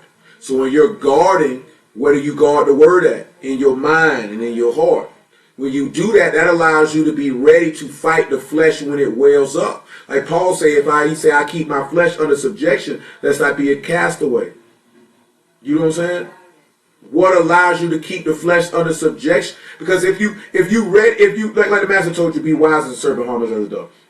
If you mindful, just like he told you to know the devices of Satan, we are mindful of his devices that he can't deceive you. If you know what type of time, if you know the word and you know the tricks of the adversary because you know your God, therefore you can be ready to defend yourself against him. The master knew what to be able to do to defend himself against him because he knew his God. Most of us don't know our God. That's why we're not ready and we're not mindful because we're not guarding the word. We're not watching. See, the watchman watches and he gives it unto the people for the people to protect themselves. That's it. All I'm supposed to do is give you the word for you to protect yourself. So you can watch and be ready and be mindful. Don't be like them 5 virgins that weren't ready. They weren't watching. They weren't ready. They weren't mindful. They didn't remember he was coming. They weren't guarding their hearts. And they didn't prepare themselves. Better make sure you're ready. Isaiah 11.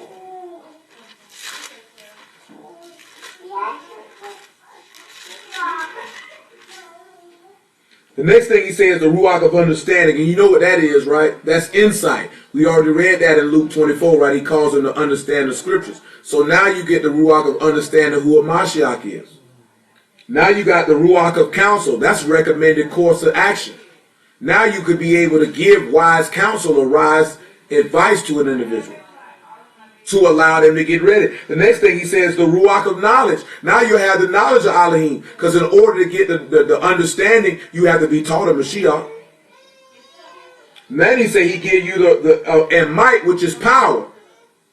He say, not by flesh, not by might, but by my spirit, he told you in Zechariah. He said the kingdom of Elohim is not in meat and drink, but in power. Where the word of the king is, there is power. You see, a lot of brothers don't have no power because they not prepare themselves. They not guarding the word. And then he said, and of the fear of Yahuwah. And then we know the last Ruach is judgment. So then there's another thing that these 7 seals would allow you to be ready. People don't fear God. They don't respect him. That's why niggas don't mind lying and committing all manner of sin. Committing all, how can you don't fear God? 2 Corinthians 7:1. Because they clearly can't be listening. Somebody got that. Check it.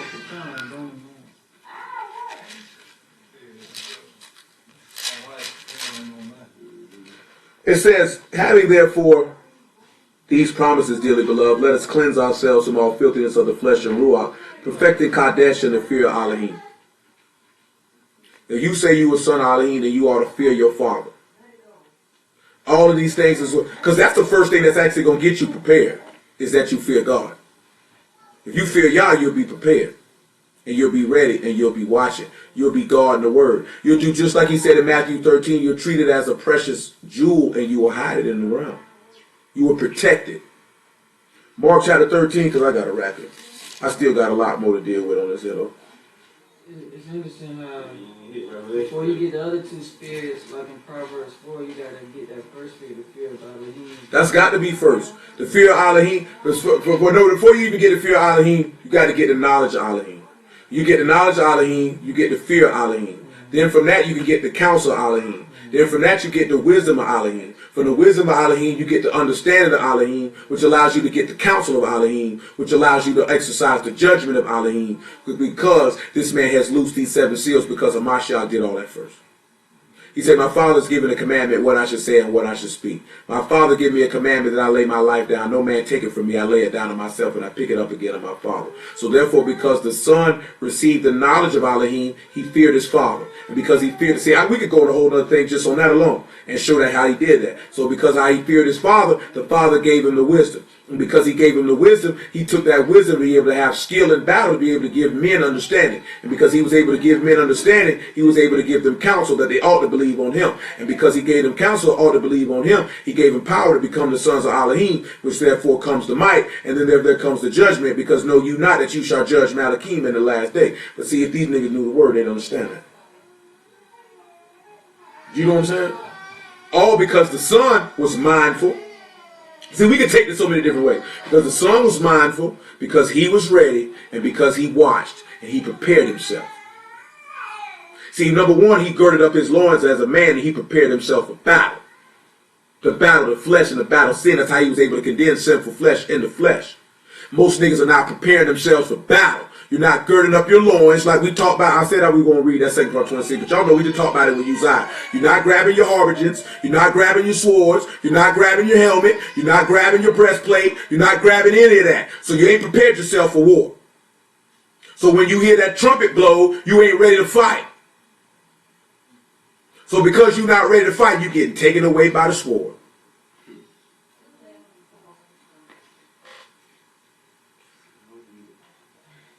What I just asked for, man? Mark 13.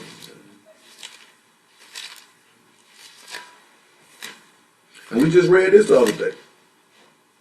Y'all gotta be, could be so much stuff in my head, man. I go all night long, but you can't go all night long.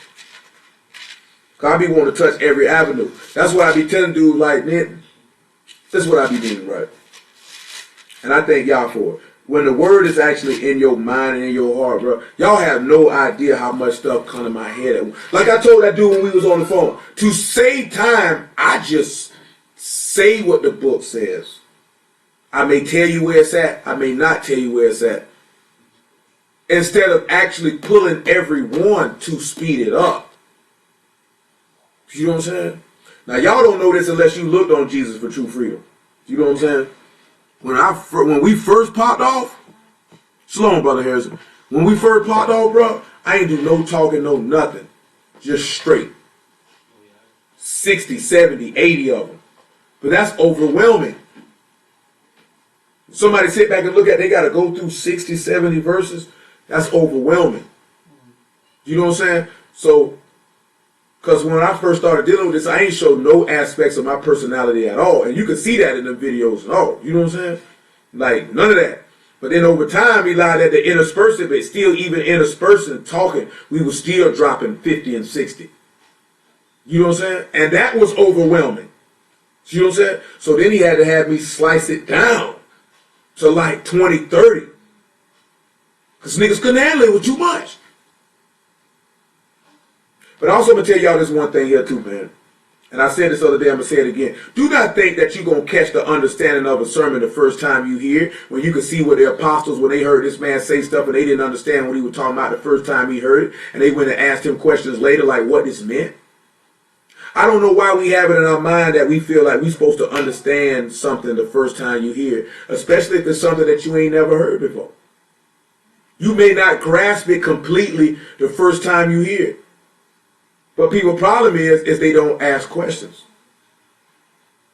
I don't know if people are scared to ask questions, or they don't want nobody to think that they don't understand, or they don't want nobody to think they slow or they stupid. But I was taught from the time I was born that the only stupid question is a question not asked, and there's no shame in saying that I don't know and asking a question to know. How else you gonna know if you don't ask no questions? That don't make sense to sit around wondering what something mean, or you didn't understand what something meant, and then you not act. Because there's not a human being that understands something every time. It could something that I could go learn. It ain't got nothing to do with the word. I may not understand that. I'm going to find out, though, if I really want to know. So I take it that if somebody don't know or don't understand and they don't ask questions, me personally, I take that as you really didn't want to know. You know what I'm saying? You couldn't have really wanted to know. If you doing floors, right, and there's something nigga did and you ain't know, you ain't ask him a question, right? Why you gonna ask him? Because you want to know. Because you want to know. So if there was something that I said, it ain't got to be about the word. Anything. If it's something you said, you impart information to me that I feel like is beneficial to something I'm doing, and I don't understand what you said, and I don't ask you, that means that whatever the information I was seeking from you, I didn't really want it. Because I didn't ask. Because if you really want to know something and you really feel it's beneficial to you, you're going to make sure you understand one way or the other. You ain't going to walk around and be like, I'm not going to ask him. You know what I think that's come from? Being in school thinking you don't want nobody to see you raise your hand and ask a question because you don't want nobody to think you stupid. Or you going to think the teacher think you stupid. No, I'm not going to think you stupid. You're learning something new. It's no shame in you not understanding something that you're learning that is new. When I was dealing in real estate, bro, there was stuff I didn't know. I asked. I hit my man up. I say, man, check this out, man. What's up with these REOs, man? How I do that? What's up with these short sales and all this stuff, man? How you do that? I need the information on that. I want to know about that. How you go about getting these foreclosures, man? How you do that? I ain't sit around and be like, I ain't gonna ask him. Nigga, I want to know. You know what I'm saying? Only way I'm gonna know is if I ask you, because you already doing it. So I'm trying to get where you at. So to get where you at and to understand what you doing or what you telling me, I got to ask you. Niggas better stop being like that. That's pride right there. That's just dumb. Mark 13. 31 and 30. Truly, I say unto you that this generation shall not pass till all these things be done. Shamahim and a rat shall pass away, but my word shall not pass away. But of that day and that hour no man, no not the Malachim which are in Shamahim, neither the Son, but the Father. Take heed and watch and pray. Guard the word and pray. And most high willing, we're going to come back with that on Chronicles. Because this will allow me to take back and bring Esther in. Because they watched and they prayed. Oh, that's going to be on regular Shabbat. Because that's a lot. Because and I'll just go ahead and speak on it now. what we dealing with all those genealogies is to understand certain things in the priesthood, because a lot of the people who are mentioned in those genealogies in those chapters given, where it actually starts talking about them, were priests. Oh, okay. Like certain people that they name specifically. And then they started talking about them, were priests. Because what we going to be dealing with, if y'all allow prayerfully Kalash to continue doing it, is looking at the differences in the priesthood and then actually seeing the responsibilities that the priests had.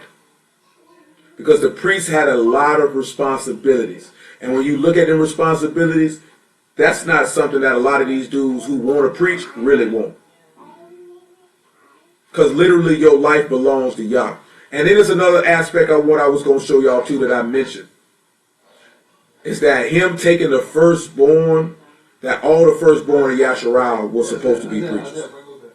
They were the ones who were supposed to be the priests. But instead he took Levi instead.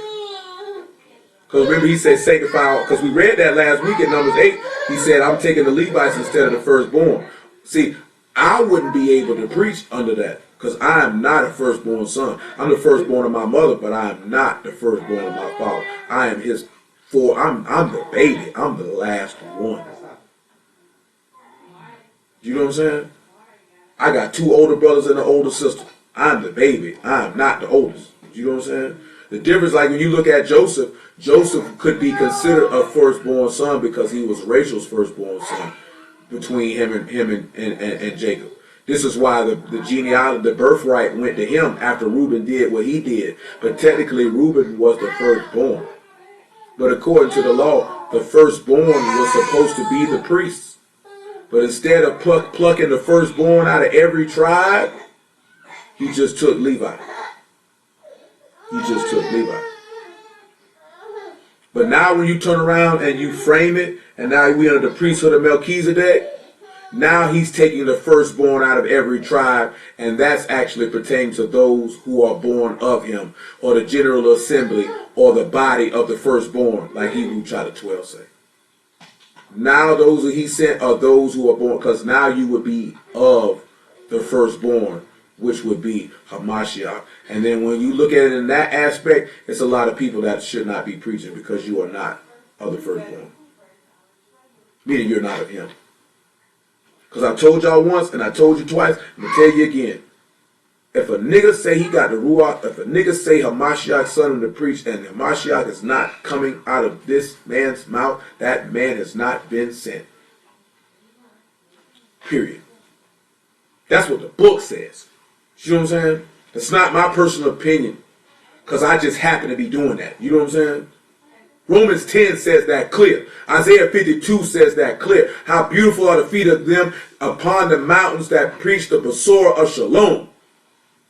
You know what I'm saying? Ain't that what Isaiah 52 say? That's what Paul quoted in Romans chapter 10. That means that's what's supposed to be in their mouth. That's how you know who he sent and who he didn't send. Because they will be talking about him. They're not talking about him, he didn't send them. But who am I? I'm just a poor nigga who do all kind of... you know what I'm saying? People can believe what they want. You know what I'm saying? I ain't got nothing to do with that. Take heed to watch and pray, for you know not when the time is. And that's what we'll focus on most high will and y'all will tomorrow. Like I say, I might have to save just the genealogy just for Saturday afternoon. But I still want to kind of deal with this watching and praying and being mindful and all of that, because it's a lot. And just the transition, and mainly focusing on the watching and the praying, or the guarding and the supplication that you're supposed to be doing. Because if you guard the word and you're making supplication, then you're mindful and you're preparing yourself. The Master told you in Luke 18, men ought always to pray and not to faint. If you're praying, that means Elohim in your heart, you're mindful of him.